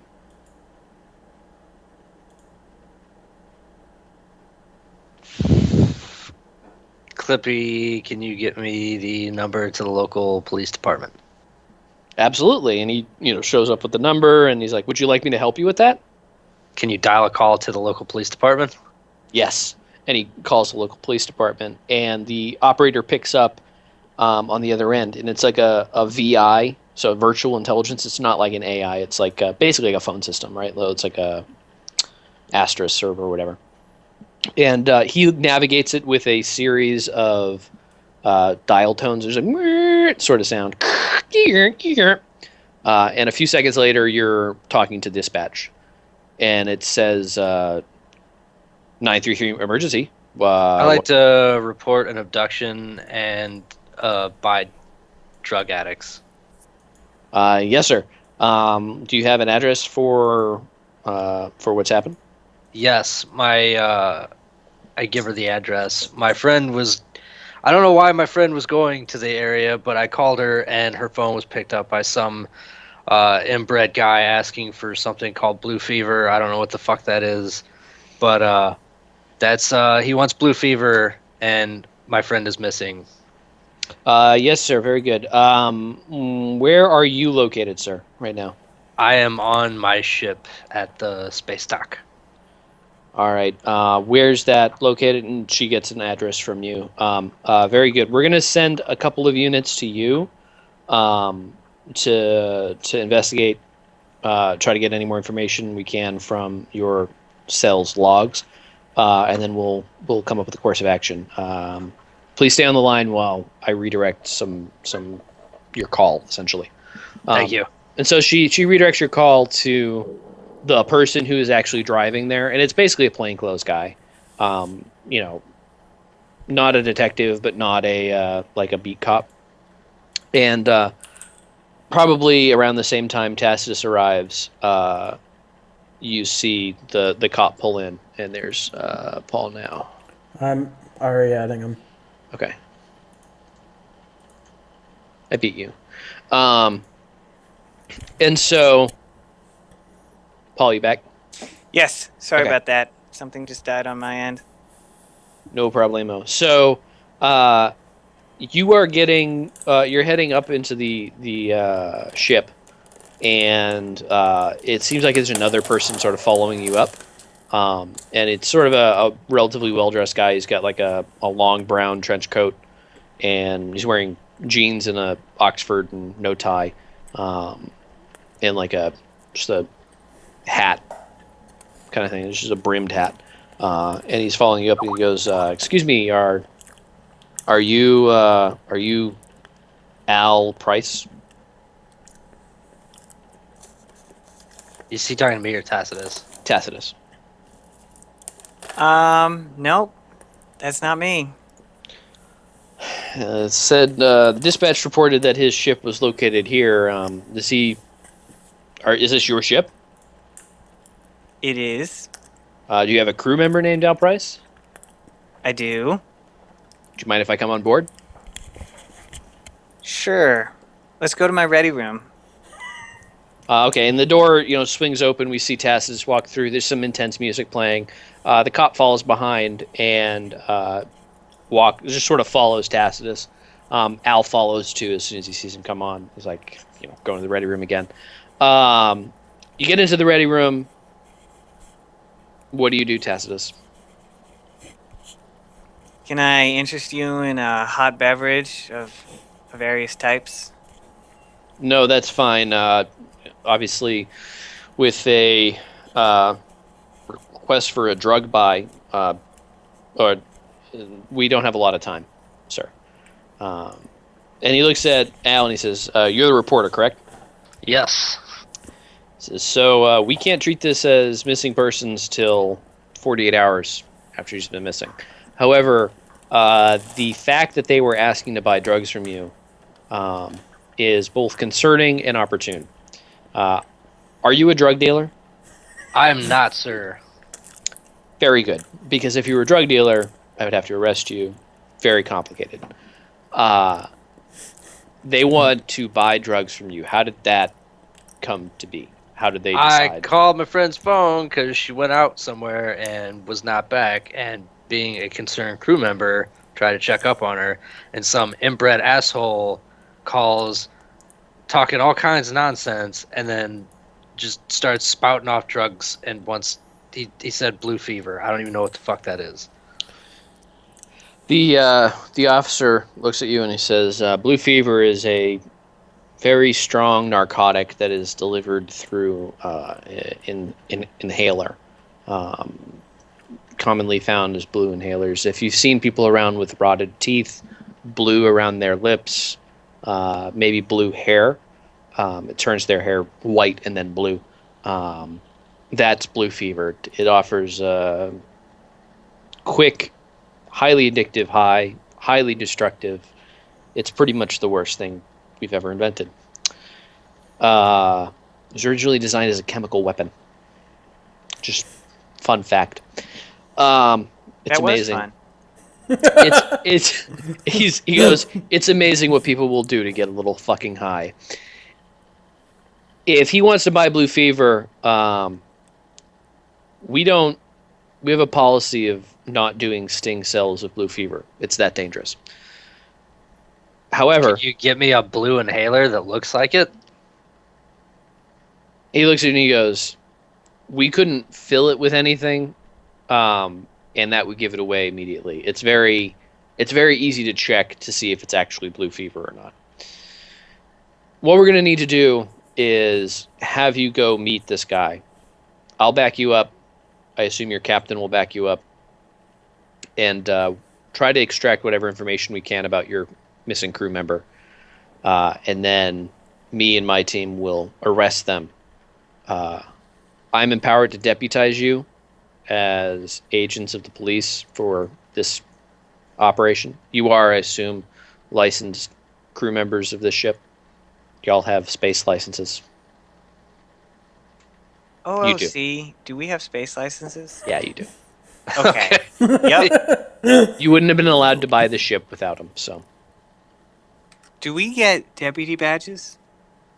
We don't really have time to print them off, but I'll send you some commemorative ones once we're done. Provided we survive. I think survival is probably pretty guaranteed. These guys are not sophisticated criminals. One of the effects of blue fever is extreme reduction of IQ.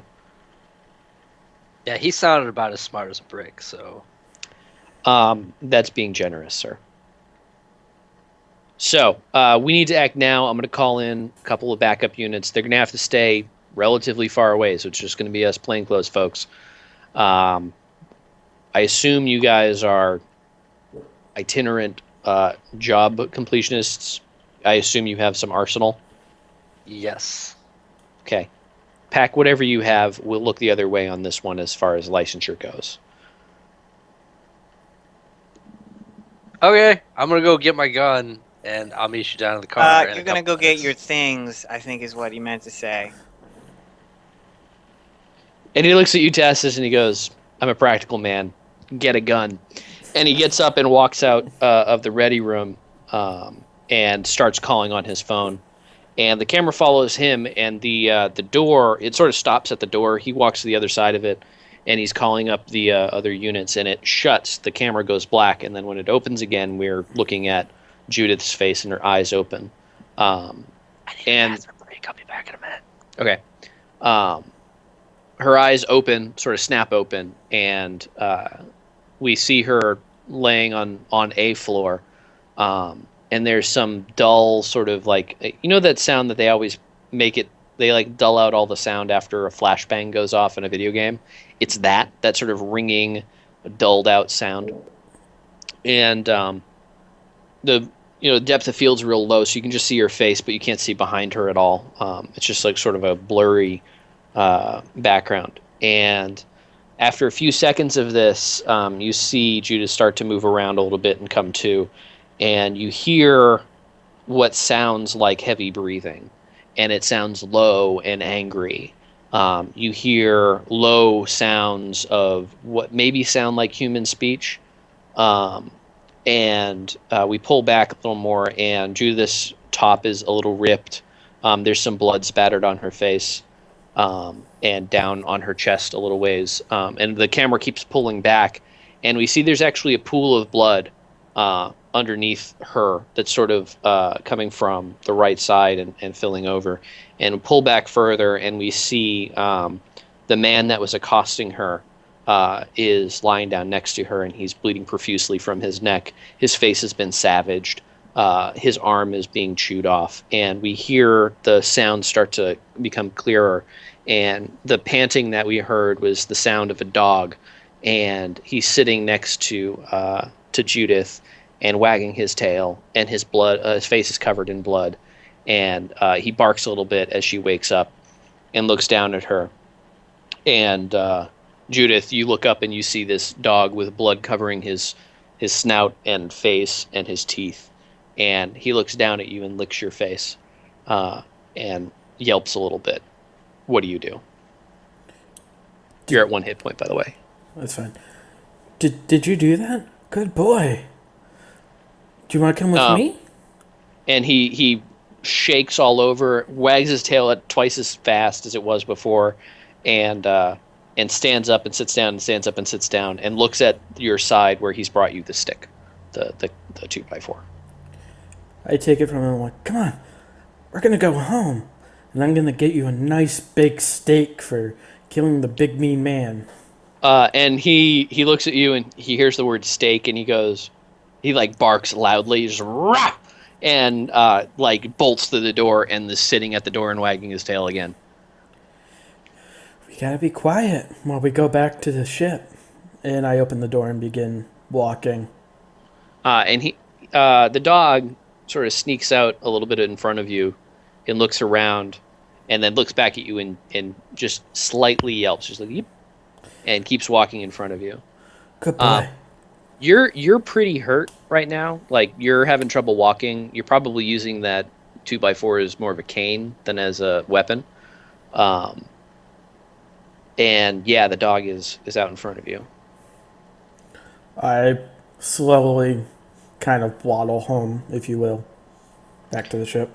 Yeah, so you're out in the street again, and as you get out into the street, you see that there are tons of more houses like this, easily, and there are lots of people out in front of these houses. They haven't seen you yet, but they all kind of look similarly off-putting, if you will.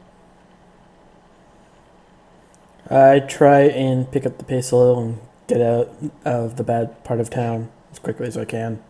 So the dog is healed at your side. You're walking on the sidewalk. People are looking at you, sort of talking amongst themselves. A few of them get up and start to like really look at you. Can you roll? I need you to roll a luck check. Am I allowed to re-roll that? Technically, no. It's for skill checks. However, that luck check was to determine whether you had to make a skill check. So you do have to make a skill check. Let me figure out which one. I just want to live and bring home the dog. Have you passed any saves today? One. One. Oh, yeah. One. Go ahead and make a stealth check against your dexterity at a -1. Big buddy, come on, please. Yeah, so you're probably have moved down maybe 5 or 6 more houses. Make one more luck check. You are having a lot of trouble moving. You have to be cautious and move slowly and quietly, and that's very difficult because you're in a lot of pain. You notice to your right there is a house that is very clearly abandoned, even by these people. You know this because every other house that you've seen has had people in front of it. It's getting a bit darker, so it's easier to travel without being seen. However, you're having a lot of trouble moving. You're noticing that. Do you have any tech medical? No. Okay, make a tech medical check. Against my wisdom or int? Int. Yeah, so you're pretty sure that you've sprained both your ankles. You're pretty sure that you may have broken some bones in your. You've almost certainly broken a rib, but you've probably broken some bones or fractured some bones in your arm, and maybe your leg. You've been beat up pretty badly so far. So you're going to need to find somewhere to rest. You can't keep moving like this. It's probably another 2 miles before you get to part of the city where you could feasibly be safe enough to like ask someone for help. And there's no way you're going to be able to make that without passing out again. I go inside the clearly abandoned house.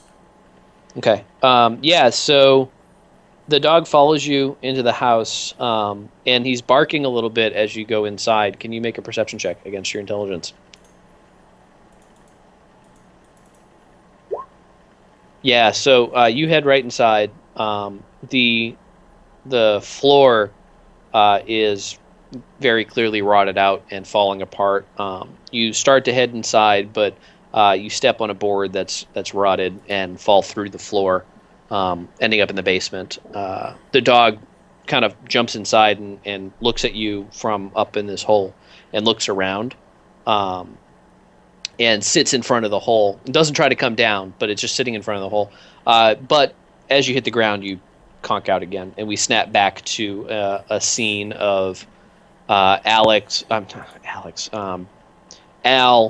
Tacitus, and the police officer all in his car driving to the location of Clem and Cletus. I need to get some water real quick. So we're going to take another couple minutes here. Let's take another 5 minutes. So at 9:30 we'll be back. All right.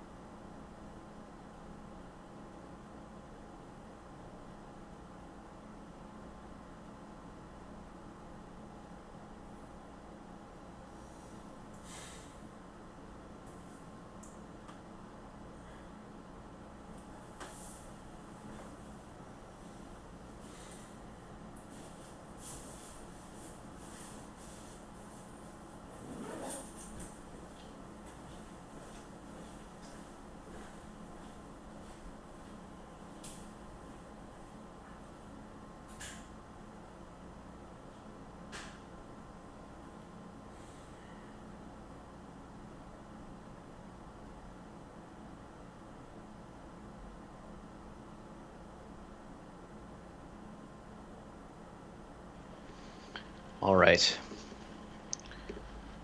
One more minute, and then we'll be back.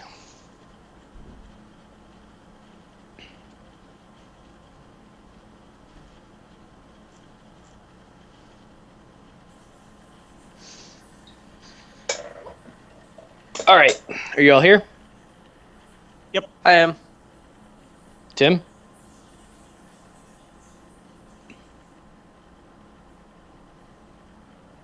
Well, that's all right, because it's you two anyway. So, all right. We cut back to seeing the police officer and you two driving to the site of this drug buy. Quick question. Sure. Who's in shotgun?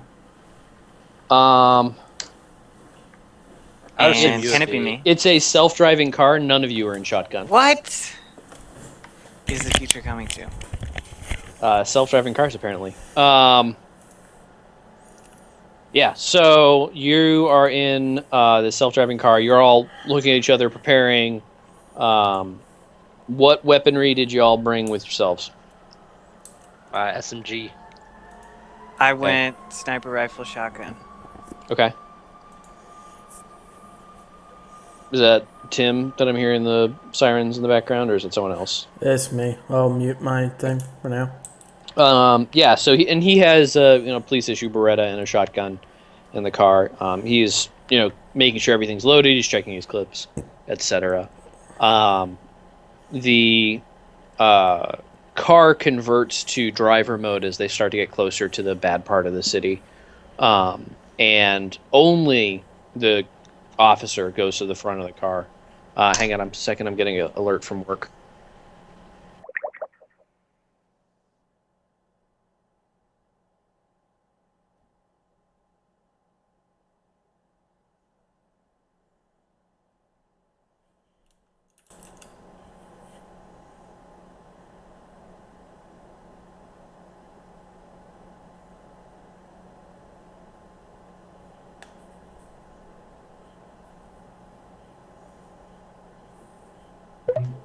Sorry about that. Yeah, so he starts to drive again, and he's talking back. It's like, all right, so Al, here's how it's going to go. Me and your boss here are going to sit in the car and keep an eye on you. You need to get him to agree to buy. He needs to say he's going to buy drugs from you. And then once he has said that, we'll be able to go in and arrest him and his buddies as accessories. After that, we can interrogate him about where your crewmate is. Okay. I'll go do that. All right. And so you guys pull up, and he's probably a block down from where you need to go meet. And so he's out of the way, but not really out of the way.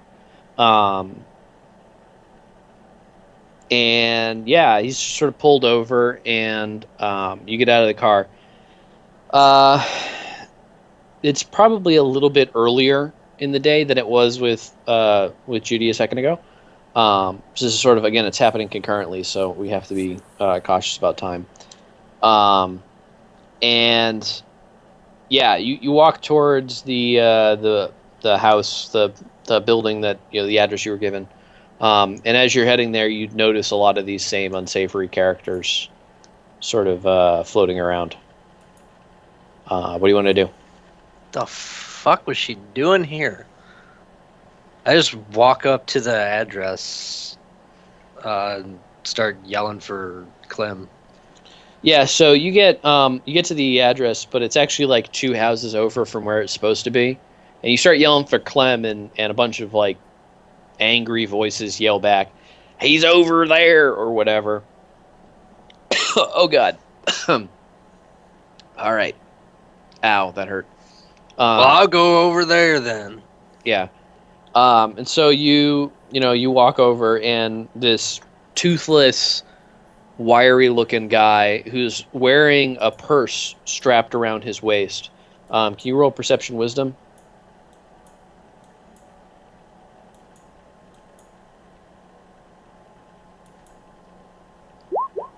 You recognize that it's Judy's purse, and you see a taser sticking out of it.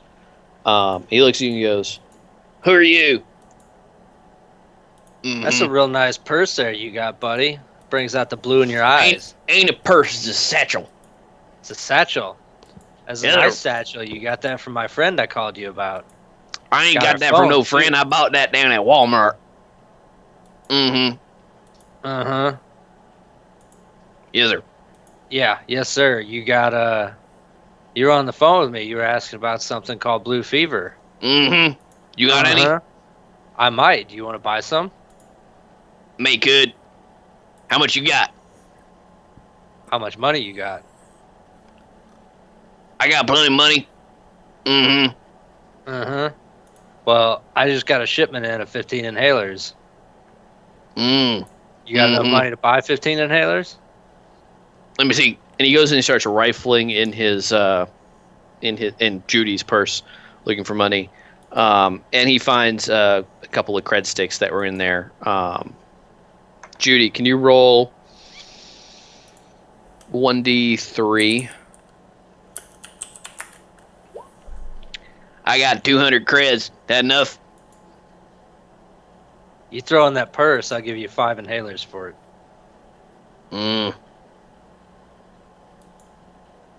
Roll persuade charisma.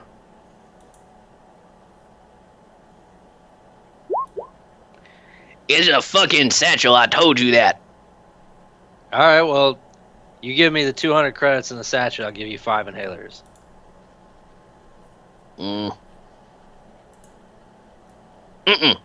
How much 200 gonna give me? 200, I'll give you 2. You give me the satchel, I'll give you 5. Damn, satchel ain't worth that much. How much for just satchel? Just the satchels, too. And he looks at his hands, and he's still carrying the cred sticks in his hands, and he's like counting. He goes, 200, 200, 400, 8, 4, 7, apple. What? That doesn't make any sense. He probably coughs too. Doing this voice is definitely going to make him cough. Are you a banker? I ain't no banker. Fuck. I am. You're a banker? I am a banker. You don't look like no banker. I don't think you spend a whole lot of times in banks. No, but bankers got noses and stuff, ain't they? 200 credits in the satchel. I got five inhalers of blue fever. You want them or not? You gotta show me them first. You want to buy them or not? I'll walk. I only want to buy them if you show me them. You give me the purse and the 200 credits, I'll give you the inhalers. I want to see the inhalers. You're making me nervous. I don't like being nervous. Fuck you. Fuck you. Show me the inhaler, boy. You're making me nervous. Are you wired? I ain't wired. You're wired? Fuck. And he like rips open his shirt. He's like, I ain't no wired. Fuck you. Fine. Hold on a minute. You stay right fucking there. I turn around and walk back to the car. He's watching you as you walk back to the car. You don't have any earpiece, so I guess you just walk back to the car. When you get there, the cop is like, you really shouldn't have walked back here. Now he knows we're here. I open the car door and start rifling through the back seat, trying to grab something. And motion to the cop that, like, well, now he wants fucking inhalers, and you don't have any inhalers to show him, so what do you want me to do? He looks back at you and just sort of tries to stay low in the car, and he's like, God damn it. We can't show him. And roll life check. It's like, we can't show him any. We don't got any fucking inhalers. We can't. Not fucking allowed to bring him out. God damn it. God damn it. God damn it. You're just gonna have to wing it.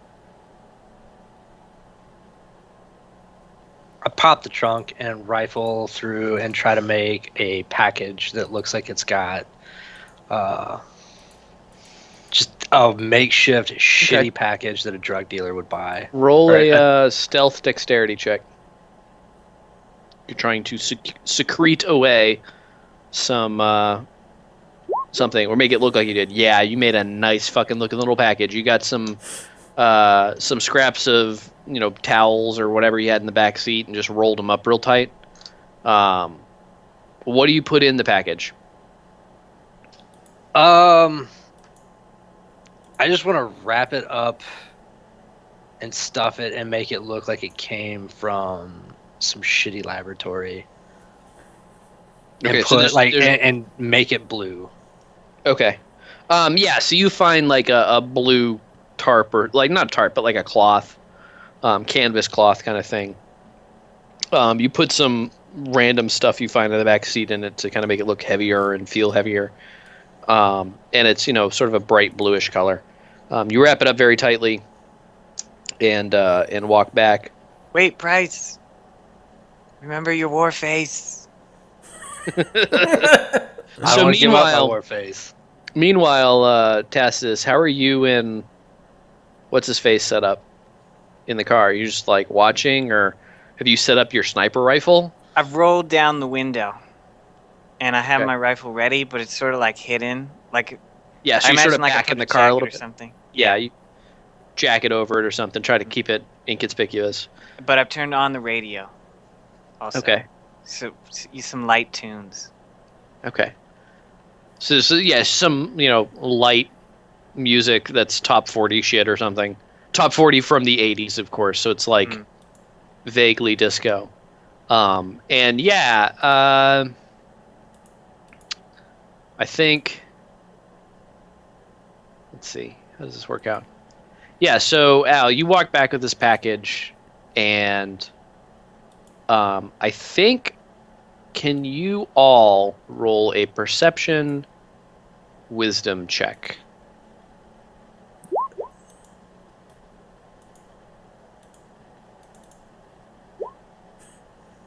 Yeah, it's appropriate you get a 1 there. Tacitus, you hear a crash from one house behind you and across the street. So sort of like one house back and across the way. And it's a crash, and then you hear like a barking, and then it stops. What was that? The cops is all these houses are totally dilapidated. They're useless. They're falling apart. And it's all condemned. It's probably just collapsing in on itself. And he goes, just keep an eye on that, on all of them. It's fucking. I'm counting what, 4, 5. I closely scrutinize where the noise came from. You see some dust coming up from a house. Again, one over and one back, or across the street and one back. Yeah, and so the cop says, "Listen, I'm not gonna be able to do anything with my fucking pistol and the shotgun from here. I gotta get closer." He starts to open the door a little bit and grab the shotgun, kind of low to the ground. He puts it down outside and sort of slips out of the car. He's like, "You stay here, keep an eye on it. I'm gonna get closer and see if I can cover him from another angle." And Okie dokie. he gets out of the car and he's on the radio with his guys. Al is walking back. He's probably halfway there. At this point, Al, you notice that there are about 4 guys where Clem was, including Clem. And you see another guy back on the stoop who's sort of sitting down. He looks pretty hurt. What do you want to do? I walk, not right up, like, face-to-face level, but maybe 15 feet away from Clem. Hold up the package, kind of, not like, so it's far enough away where it looks legitimate enough, but they're dumb enough that they won't scrutinize it. Here's your package. This is 5 inhalers. You give me the satchel with the credit sticks in it, you can have the package of 5 inhalers. Unrolled package. Let me see the inhalers. Nope, they're sealed for authenticity. You give me the satchel first. See if on and what? But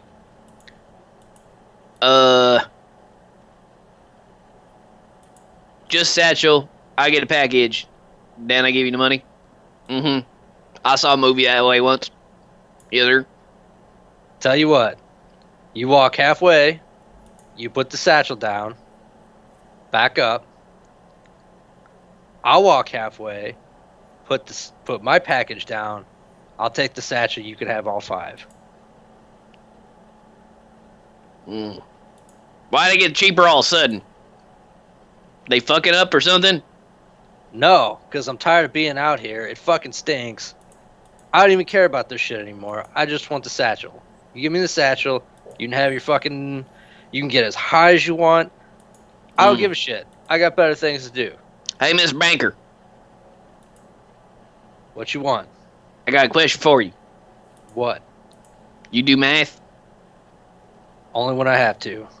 Seem like they're math problem for you. See, they're 4 me, 1 of you.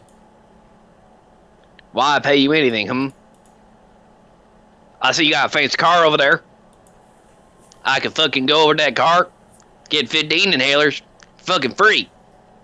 You could, but if you think I'm dumb enough to walk out here with drugs without a little backup, you're more retarded than you look. I ain't retarded. I'm big bone. Wait, what? Well, as big boned as you are, you make one move at me, it'll be the last thing you ever do. Now, this is a business transaction. I got business for you. You put the satchel down. I give you the drugs. I take the satchel, walk away. I buy drugs from you. That's how it works. Yeah. All right. He starts to sort of like walk out slowly, and unbuckles his like belt, and takes the purse off and puts it on the ground, and then he looks down at the purse, looks over at the satchel, looks at you, kind of goes through all three, and starts to step back. And like, all right, you go, you put that down, All put right. it down, yeah, put it down like over there, so you can't get both. Think I'm stupid? I know you. You put it over there, and you walk. We both walk back, and we both walk to it. All right.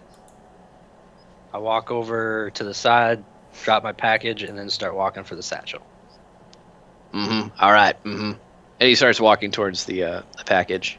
Can you make an athletics check? See if you get there first. You do not. Probably not. Let me roll him.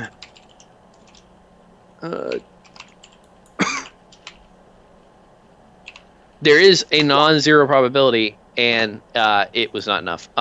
So he gets to the package and immediately unwraps it. As you're picking up the package yourself, the purse, and he unwraps it and sees there's nothing inside, like some loose tools and stuff pop out, and you hear the sound of the voice of the cop saying "Execute, execute," and sirens go off, probably 2 blocks down. Can you all roll for initiative? Not you, Judith. You are not in this dog and pony. All right. Oh, look, it's Sergey. Oh. It's going to take me a minute to set up, so let's go ahead. Yeah, do a quick bio break then. Yeah, that's fine. FYI, I replaced the goal of the Balestros police with Rescue Judith. Okay. Alrighty.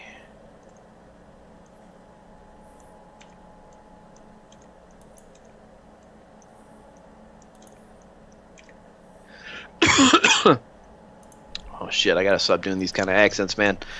Killing me. Remove it from your turn order thingy, or No, it's this particular version of the accent. So this is, I don't know if you ever seen the movie Kaiser Blade, I think it's called. I just don't know. It's something else. French fried potatoes. It is from Sling Blade. Is the name of the movie. I have not seen that, although I was. It's a very good movie. I was nearly yelled at by a coworker yesterday for not ever having watched Zoolander. I've also never watched Zoolander. I think it's Me neither. It's pretty retarded. not my kind of movie. Not my kind of movie. All right, so let's. I think this is actually, you just out in the middle of the road. That's probably what it is. There's maybe some cover over by where Mr. Dude is. Hold on. There's like some cars or some shit over here.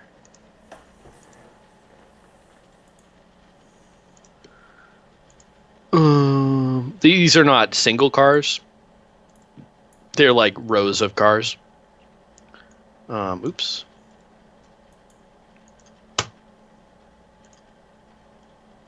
So Tess is like way over here. We got Alice here like this. This is Clem. He's gonna be. These guys are all cheap as chips. Okay. Actually, these are not even. There's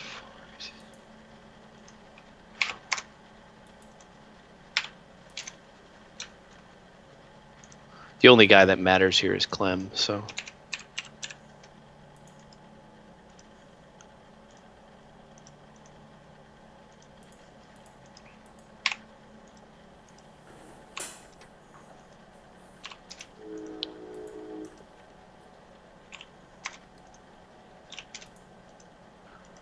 And 4, 9.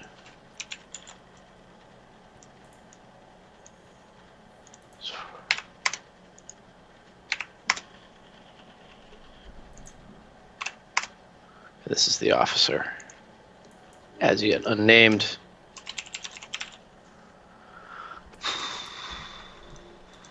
Okay, so let me roll his thing. Oops, did that not take? It did not. Shouldn't. There we go. And pull up the turn order. Tacitus got a 7. Alistair got a 4. These guys are 1, 2. Wow. You go. You go. And one more for the cronies. They go. So these guys go ahead. Ahead. And these guys go next. Add. Alistair is going dead fucking last. 7, 7, 6, 6, 6. Okay. So, Tacitus, you are up first. You see Clem open up this package, realize there's nothing inside, and holler. You know, he's basically like, "Hey, these fuckers, they trying to rip me off. Get them, boys." Should I be seeing something besides the space map? Did I not move you? I don't think you moved any of us. I did not. I There you apologize. go. I can Alright. see stuff now.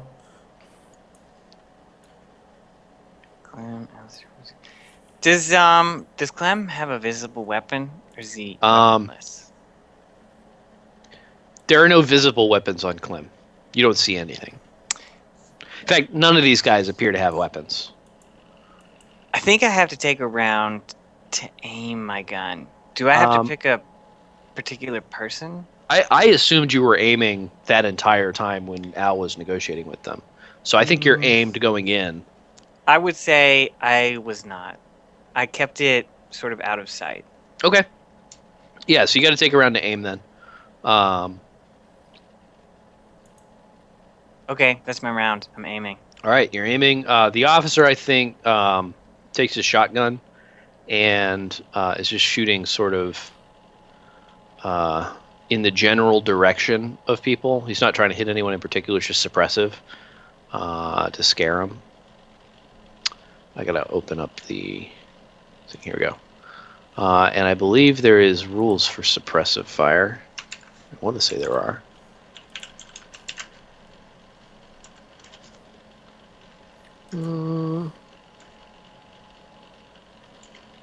Maybe not. Okay. Oh, can be fired to suppress. Here we go. Can be fired to suppress. Every target in front of the weapon that is not under hard cover is automatically hit for half normal damage, rounded down. Okay, 6 evasion or luck throw by the targets eliminates this damage. Okay, so they are automatically hit. He's shooting with a... These are mech weaponry, but I'm going to say you can do this with shotgun too. He's just shooting... Actually, I'm going to say since it's a mech weapon that's supposed to be used to suppress, I don't think there's suppression rules for regular weapons. So what it's going to do is do a quarter damage or a save, unless there are rules to suppress here. Yeah. Okay. So he's got a combat shotgun, and it's going to do a quarter of that damage, but it's automatically hit sort of everyone, including Alistair, because he's in the line of fire of this. So roll 3d4. It's doing 7 divided by 4 is 1 damage to everybody, but you need to make a save to see if you actually take the damage or not. They're saved. Physical? It's either physical or luck, whichever you prefer. Yeah, so holy shit. So why can't I roll like that? You're probably out of harm's way. I don't think you need to make another save. Like to avoid that again. You've sort of jumped out of harm's way. Or maybe he's a good shot. I don't know. I'm looking. Where's his saves, man? Oh, there we go. PE is 16. Luck is 14. All right, they're gonna go luck. Roll. Oh, I should have rolled with the lower save, right? That would have been more helpful. Yeah. So let's see. Clem is gonna take a 1. No, Clem is gonna take none. This guy's gonna take 1. Okay. So one of the guys gets clipped by the suppressive fire of the officer. Clem is up next. Clem produces from his pocket a switchblade, so sticks it out and charges at you, Alistair, easily covering that distance. He's only 20 feet away. He's gonna make an attack. What's your AC? 4. Excuse You me. sound very confident. I thought it was 5. Yeah, he jabs at you, but he misses. Probably because you were dodging out of the way of the actual shotgun there. So, yeah, that's his turn. It's let's see, which guy? This guy's turn. This guy produces from behind him a long curved blade of some sort. It looks like almost like a lawnmower blade. And he's going to charge at you too, Alistair. Actually, no, I think he's going to charge at the officer. And he's going to be able to cover half that distance probably. And he doesn't quite make it, but he's got this. He's brandishing this weapon. See, this guy is also going to do the same thing. He produces a similar weapon. He gets about here. And this last guy is going to charge at you with that weapon. And so he's going to make an attack. And he misses as well. Alistair, it's your turn. Did you take your submarine gun, your submachine gun with you to this whole thing? Yes. Okay. So like it's on your person. Yes.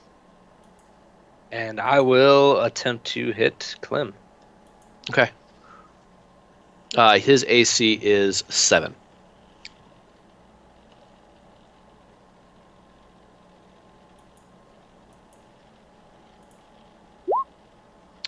Yep. Damn. So you miss. You can fire and move.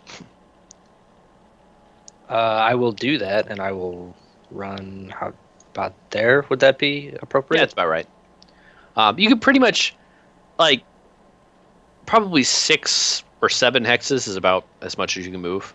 The scale isn't super important in this game. It's not really tactical, so. All right. Tacitus, you are aimed. You are up. What do you want to do? I'm going to take a shot at Clem. All right. Let's Are you see if I trying to kill him, or are you trying to? Okay. see if I can remember all the buttons to hit.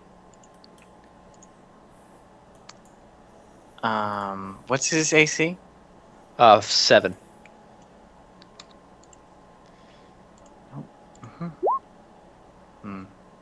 Yeah. So you fire and a loud. A 3. Wow, that's pretty bad. Yeah, so you fire and there's a loud, click, sort of a dulled sound from your silencer, and a fairly heavy caliber shot whizzes past Clem's ear and lodges in the house behind him, and he just yelled, "What the fuck? They got fucking what the fuck?" And he yells over to Cletus and like, "Cletus, get the guns." Okay, I need to stop doing this accent. Can you please roll a perception check, Judith? See if you wake up at the gunfire. You do not. So you're still passed out. I need to roll one more.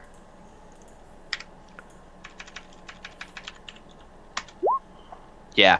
However, the dog does notice the gunfire and barks a bunch, and then comes running out in front of the house. And Tassus, can you make a perception check against your intelligence?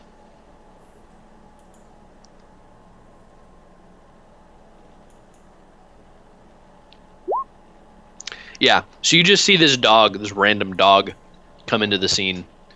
Sort of comes from out somewhere behind you. You're not really sure where. Okay. And 5. And he's got AC, small inventory, and yep, okay. So this dog comes on the scene. He's gonna move right after you in the turn order. All right. So he comes out on the scene. The officer sees these guys showing up. He takes aim at this closer one with his shotgun and goes to make a hit. These guys.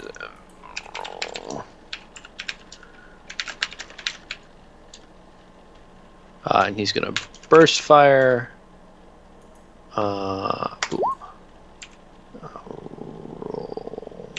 So he hits squarely. D4 plus 2 for 8 damage. He basically blows this guy into bits.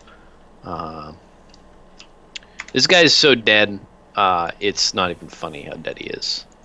And so like little chunks of dude fly across the street. And the officer sort of screams into his microphone, "Fucking get here now!" Clem, seeing the dog and seeing you, decides that fucking whoever just shot at him is probably gonna shoot at him again, and he figures he might as well put you between that guy and him. So he runs up into your side and takes another shot at you with his knife. You have AC 5, right? He takes a knife shot. Yeah, he misses. Kaiser Blade guy over here. Well, this one's dead. No, this one's dead. Let me take him out of the order. This guy up by the officer is going to charge the officer with his big sling blade. People call it sling blade. I call it Kaiser Blade.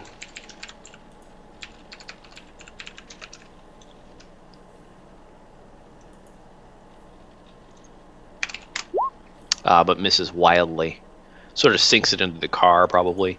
The last guy is going to take a swing at you. Actually, no, I think he's going to take a swing at the dog.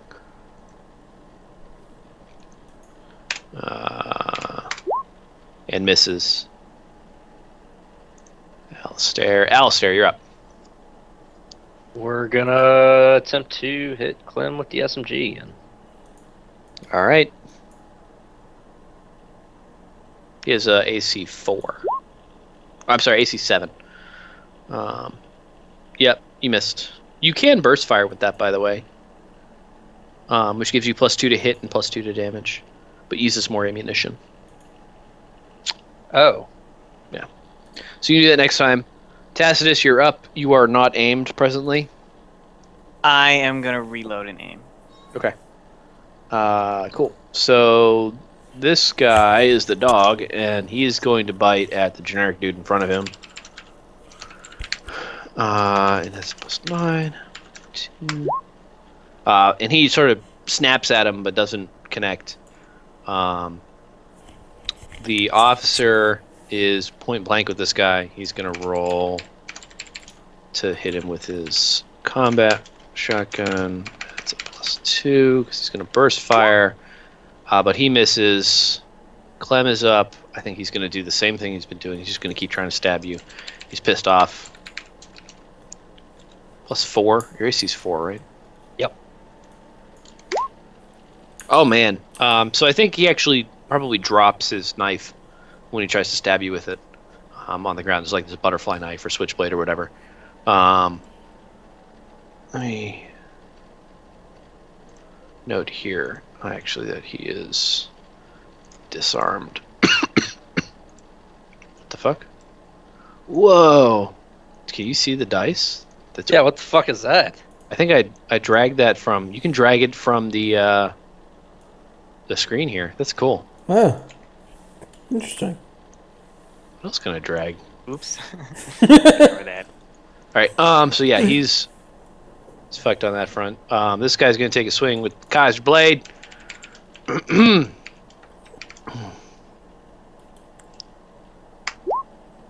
misses. And then at last, this guy's going to take a swing at him and also misses. Alistair, you're back up again. Oh, before I do that, Judith, can you make another perception check?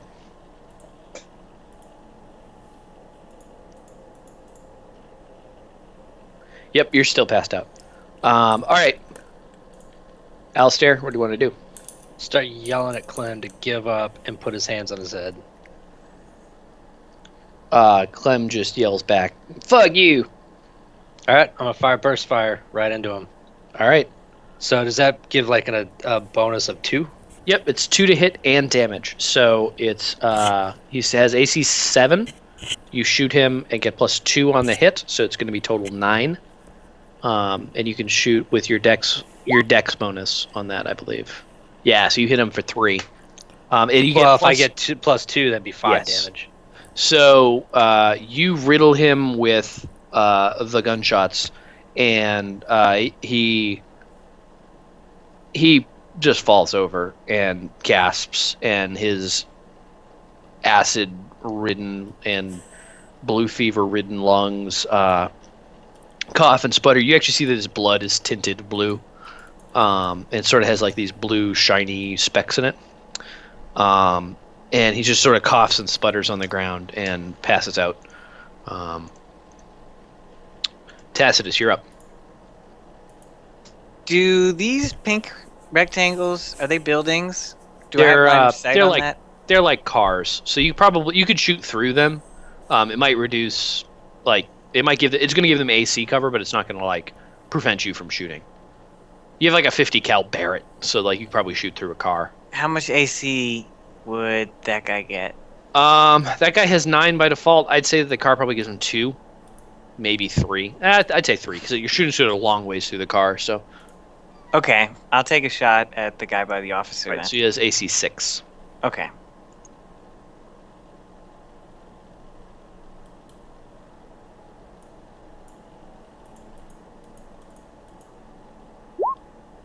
Yeah, so again, it just sort of pings wide. Probably hits the car and pings off. Some sparks and stuff go everywhere. Scares the guy a bit, but it doesn't really do anything. The dog, now angry that he missed and somewhat scared from all the gunfire, gets angry and misses, but tries to bite this guy. Fails. Officer's going to do a similar deal here. Shoot. 1, 2. Hits him for 3d4 plus 2. 11 damage. Again, basically splattering him into nothing. This guy is not even dead. He's just not existent anymore. It's like he was never there. Old family pictures of him no longer show him in it. It's really quite bad. That guy's dead. That guy's dead. There's one guy left, and I think at this point he's just fighting with the dog to keep the dog off of him. But he's like screaming, all right, I give up, I give up. Around this time, Judith, can you make one more perception test? Yep.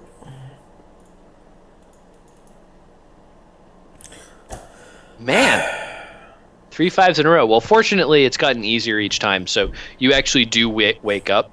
And you hear gunfire. You're just having pity on me at this point, aren't you? No, it started out at a 7, then it was a 6, it was a 5, then 4, then a 3, and at a 3, I just gave it to you. That's when I had pity on you.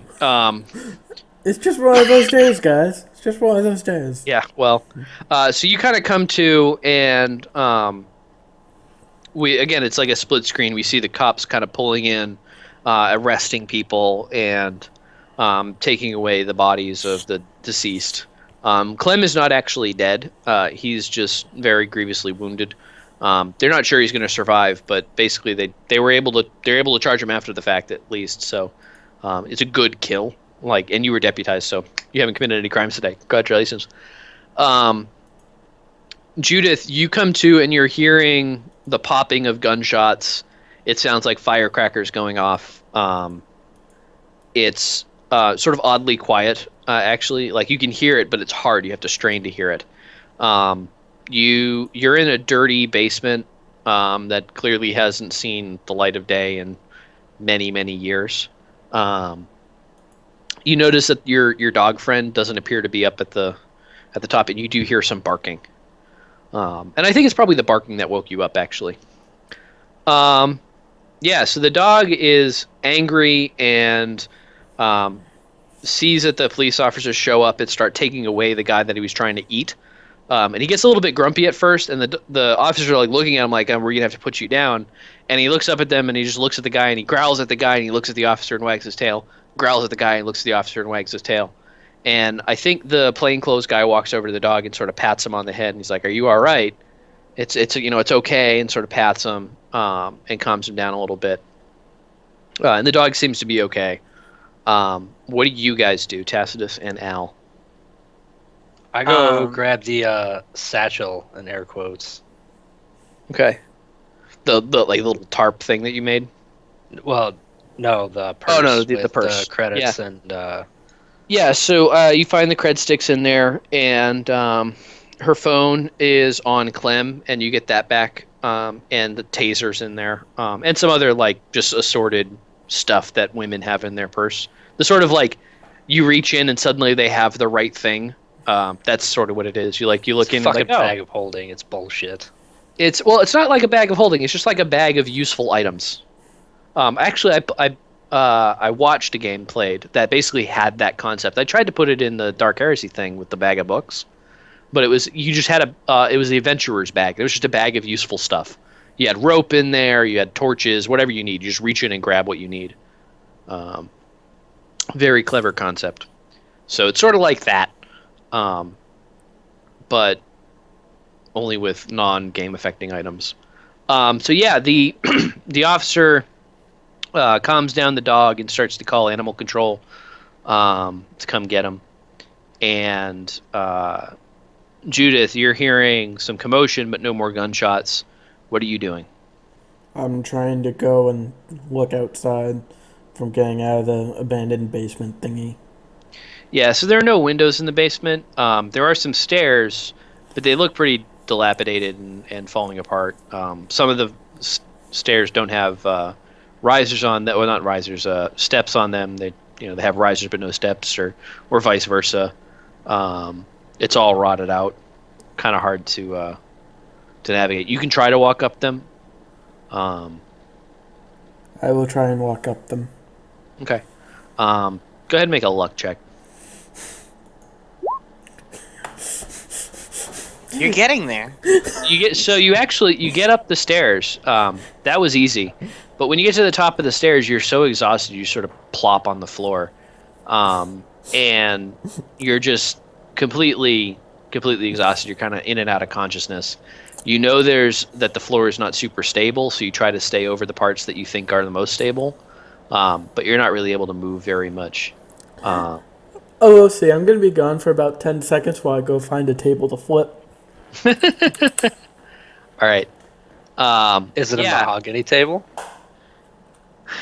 Actually, Call back. you see in the corner of the building. No, I'm just kidding. Okay, I'm back. Did you actually flip a table?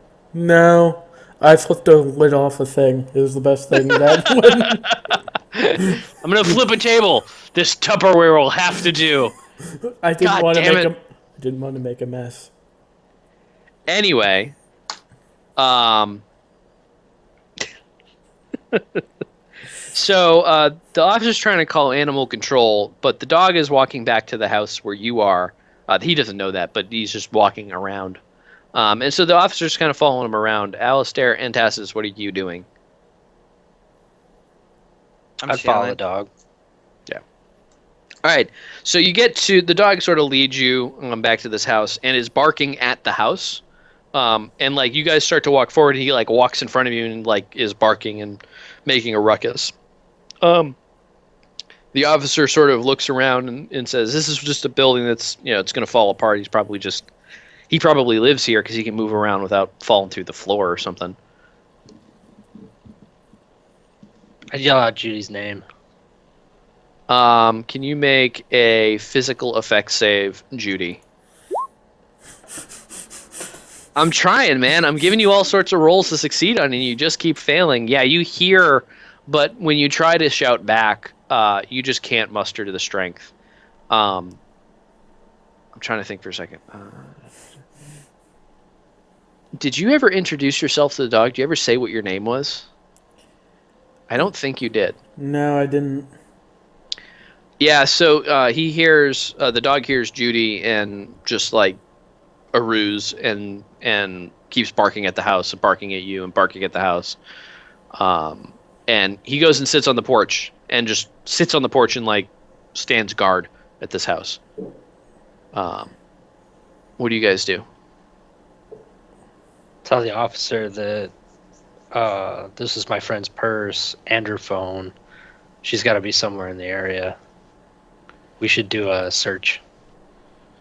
The officer looks at you and goes, this is a rough area. We'd have to wait till morning before I could assign units to do a canvass here. We can stay in the area and keep out for signs of her, but we can't canvass till the morning. Not safely. Well, you I'm do what okay you with got to it. do. I'm okay with some unsafe canvassing. Well, and the officer looks at you and goes, well, I mean, you're free citizens. You can do what you want. I thought we And- were deputies. Well, you were deputies for that action. You're no longer deputies. I have to undeputize you. I'm sorry.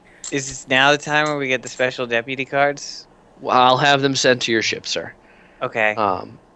He says, I'm off the clock in 2 hours. I'll help you look in 2 hours. But for right now, I need to secure this crime scene. I need to get CSI down here and get them working on it. So, got a lot of arrests to make. Give me a call in 2 hours, and he hands you a card with, where he like just puts a number on your phone, just sort of beams it at you. He's like, give me a call in 2 hours. Ask for Officer Davis, and I'll help you out. All right. Well, I guess we might as well start with this house here. Yeah, and so he walks off back to the crime area where the drug deal happened, or didn't happen as it was. Yeah, so you're looking at this house. The dog is sitting there. He's not following the officer. And the officer mentions that he's sending animal control down to pick up the dog.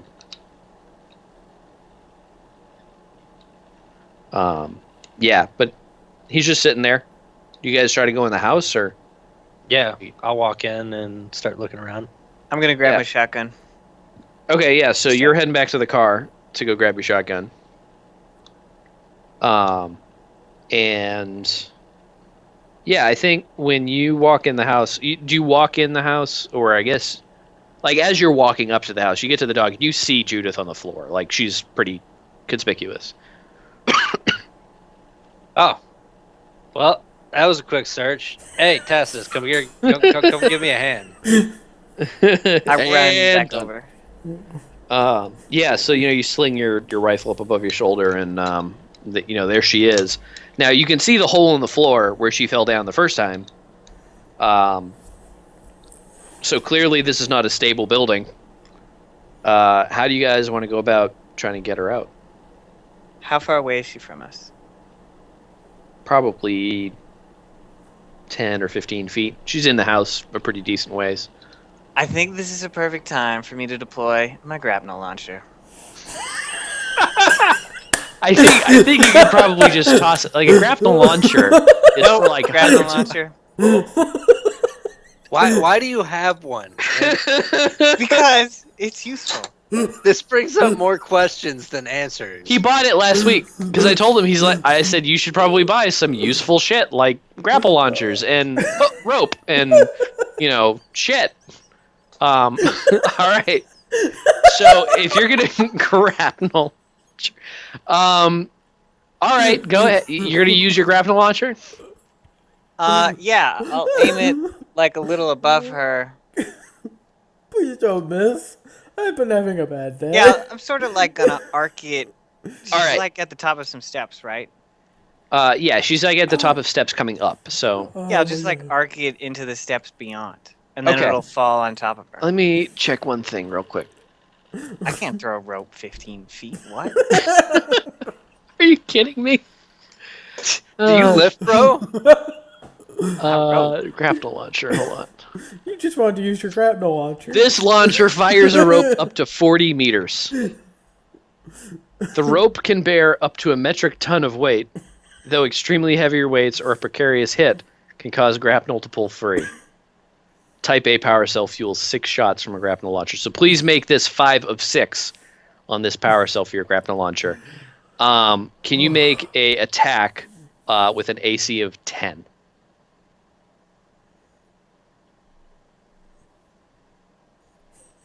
Against dexterity.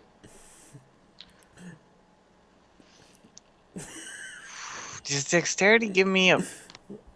I'm not sure where the dexterity comes in on this. So the attack roll is 1d20 plus the AC of the target, plus your attack bonus, plus a relevant stat. The relevant stat is usually strength or dexterity. Okay. So... Okay. I think I got that. Oops. Oh. Is that an attribute modifier? Yes, that would be your attribute modifier. Alright, then I didn't have that.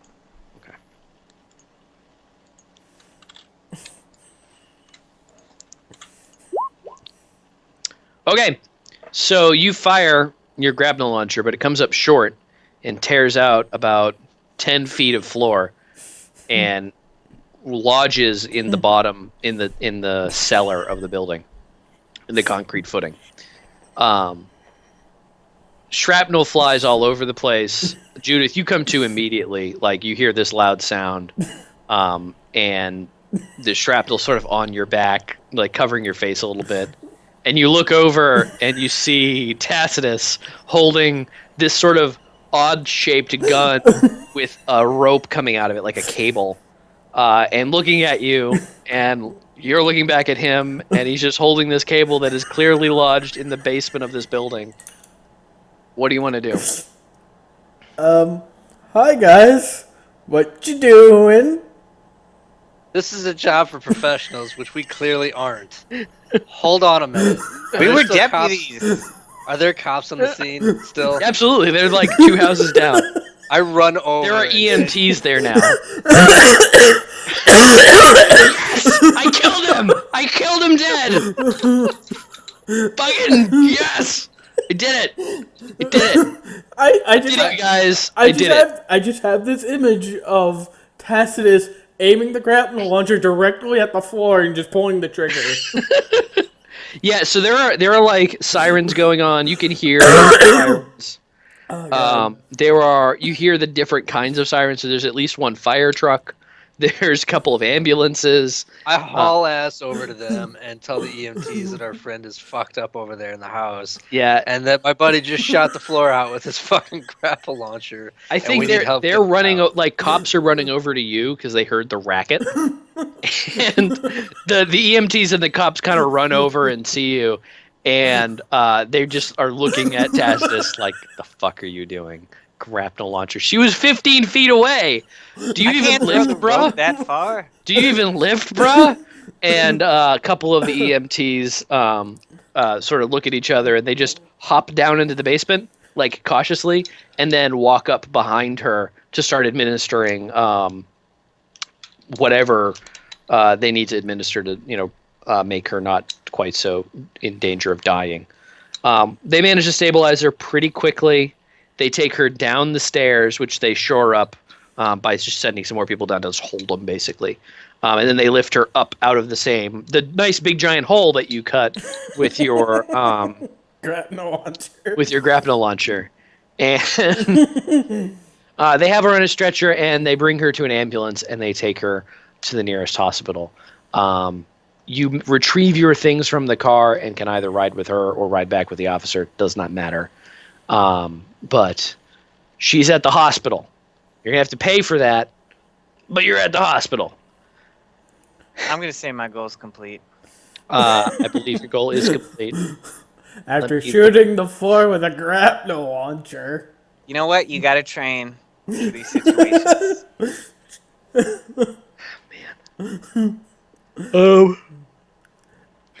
I want to ask about the dog. The dog was there. You'd have to get. Are you trying to ask like as they're taking you away to the thing. I think the dog's probably following you, to be honest. Yeah. I want the dog to come with me. Yeah, so I think the dog is following you, and you guys probably noticed that pretty quickly. What do you, not Judith, do? Generic you, when you notice this. Generic me when I notice the dog is following me? No, not you. So, I mean, what do Al and Tacitus do? Okay. Generic you, but not Judith. Nothing. Right? Nothing? Yeah, personally, I don't think I would pay attention to the dog. Like, okay, it's following us. It just is following the action.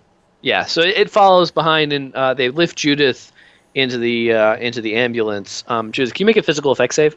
Yes. Hey! You say out loud, bring dog ship. These are your 3 words. And you guys both hear that. I don't think the dog's gone yet. Oh, shit. I got it.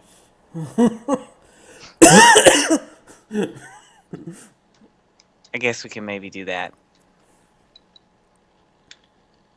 Okay, yeah. So you retrieve the dog and head back to the ship with the dog. And eventually you meet up with Judith at the hospital. The hospital is going to cost you $100 per day, I believe. Dang, son. I believe that's the cost for good medical care. I can look that up, but if need be, I can. The cost of a doctor per day, it goes 50, 100, 400. You're not at a 400. You're probably at a 100. I'm okay with that. I'm going to say that's the cost. I don't see something about. It might be. Like service. Oh, intensive medical care is $200 a day. Yeah, you're not under intensive medical care, but you're under serious medical care. So 100 a day sounds right. And you're going to need to be there 1 day per hit point. So 4 days since I'm at 1. Yep. I'm just going to subtract the 400. Yep. Yeah. So all told, let's see. You've traveled what? 4 hexes by now. I need to figure out the date. That's what I'm doing. I have currently January 11th after those 4 days. Okay. So we're almost done here. It's 3260 as well now. And yes, we have paid our bill. Okay, cool. So yeah, after a few days in the hospital, you're all patched up and able to move around again. The dog was retrieved and brought back to the ship. And you're coming back to the ship today as well. The dog has been there the whole time. When you get back to the ship, the dog is very happy to see you. And it has gone in the ship somewhere and found a 2x4 that it is chewing on very aggressively and very happily. And it sees you and it barks and it brings the 2x4 to you and looks up at you and wags its tail. It is at this time you notice it is wearing a collar. Its name is... hang on, where's my fantasy name generator? Do I have dog names? Raul? It's... I would be very happy to name it that, except that it's a girl dog. Ralina? Its name is... Why is this is really hard to use this site? God damn it.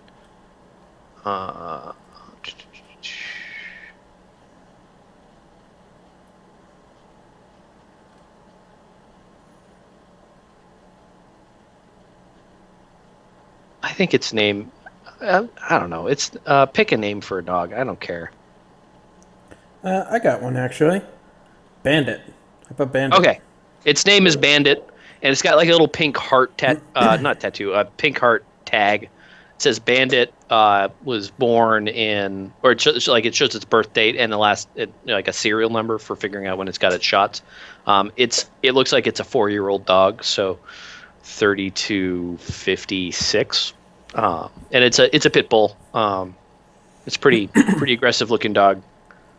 There you go. So yeah, now you have a pit bull. And let it be known for posterity that pit bulls are wonderful animals if you treat them nicely. Or Yeah. give So there them you go. 2x4s, apparently. Or give them, or you play with them and give them some interaction, like playing with the 2x4 and letting them eat their former owner. Hey, listen, you know what? You abuse a dog, you deserve to get eaten by that dog. That's what I think. I Anyway, agree. yeah. So you're back at the ship. No, a little worse for the wear. You're probably still pretty sore. There's one more day before your contractor permit comes in, Al. And I think we're gonna need to end there because my voice is about to give out. So That's probably a good point to do it anyway. yeah. So next time on Big Damn Heroes, our heroes will get their contractor permits, get their commemorative deputy badges, and play with their dog. I have a question. Sure. How much XP did I get for rescuing Judith? So the thing about that goal is there's not a chance that I was just going to kill her after all that. Like, You tried. well, no. So she made it through I all tried. of the. Bullshit. I'm going to say it's worth 100 XP. Okay. Do I get any XP for my belief of the girl benefit thing? Considering that put me in trouble? Considering they were catcalling me and all that bullshit? Well, so what's the belief here? I may be a girl, but I will show them that being a girl is a benefit. In this case, it was very detrimental because I nearly got raped. Yes. And all this So fun what- stuff. The one benefit is we got banded out of the deal. I'm not buying it. Let me put it this way. If it were Mal in that situation and he had done the same actions, Bandit would have followed him around too. I'm sorry. That's not being a benefit. Being a benefit would be like... But that got me into trouble, though. Right, but it wasn't that being a girl was benefit. I think that's more of a... It's really hard. It's not really a belief. It's sort of this weird thing where it's like half goal, half belief. Because, like, you have the goal of proving to them something, right? You want to prove that being a girl is a benefit. Right.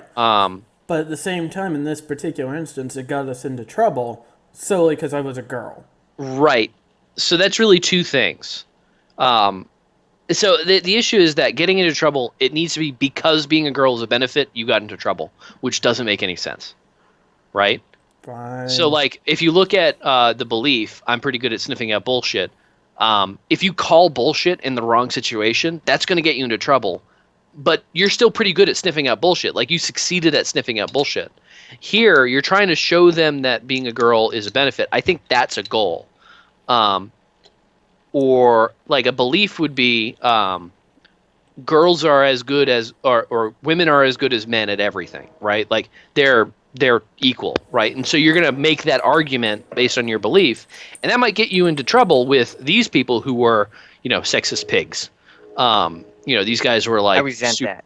Well, I'm a sexist wolf. no. I mean the Armenian Hicks that you guys shot and killed. Right? Like that would be a thing that got you into trouble, or like being a woman isn't always easy, or something like that. Like that sort of thing would be more like a belief that could get you into trouble, like, or you know what I mean? Fair enough. Like, it needs to be a thing that you do, and the action of doing that thing causes you to get into trouble, as opposed to a goal, which is like, here's a thing that I want to prove. Fair enough. Perhaps I just got confused when I put that on last time. Yeah, it's a good goal. Like, I like the thing, whatever it is, but it's sort of like this weird half goal, half belief. It's a good thing. It's good for character development, but it's also complicated. So, no XP. I'm sorry. Okay. You should have had a goal to get rescued. I did not expect to be abducted by Armenian Hicks and have the possibility of rape coming up my butt. I'm going to put it out there. There will never be a instance of rape in this game. I'm not going to go there with that. There's never a chance. You might get beaten up, but there's not going to be any sexual assault. In fact, there's just not going to be any sex in the game at all. What? Like This there is will my be. only chance, man. I mean, there will be like romance, perhaps, but there won't be sex, right? That's like it. you I've got a new goal. it, Maybe. no. So like Maybe. in Dark Heresy, right? There was a lot of romance because the character of Eliza was a sort of a flirt, but what? What do She you was mean? a romance option? She wasn't a romance option. She's just a flirt.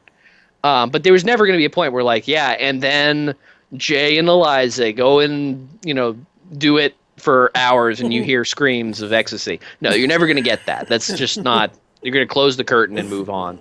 No, I had to blow my boss for a promotion. I knew it. I knew it. Where do you think? Where do you think that rose came from? Oh, so that's why she promoted you. Okay. Anyway, yes. So did anybody else complete goals? Nope. Anybody level up? Nope. Alrighty. Yeah. So that Rescue Judith goal. Did I give you XP for that already? You did. Okay. I think you can take that off, and we're done. Good times. All We're right. gonna have a game Good next session. week. We do not have a game next week because it's Thanksgiving. There's a good chance I will not be available on Saturday either, or possibly on Sunday. I'll be driving back from Maryland. Yeah, so I think Yeah. we probably just skip next week. It's actually working out nicely doing it every other week because I'm not it's been pretty busy at work for me, so I haven't had a ton of time to prepare. I think we keep it on the books for every week, but we'll probably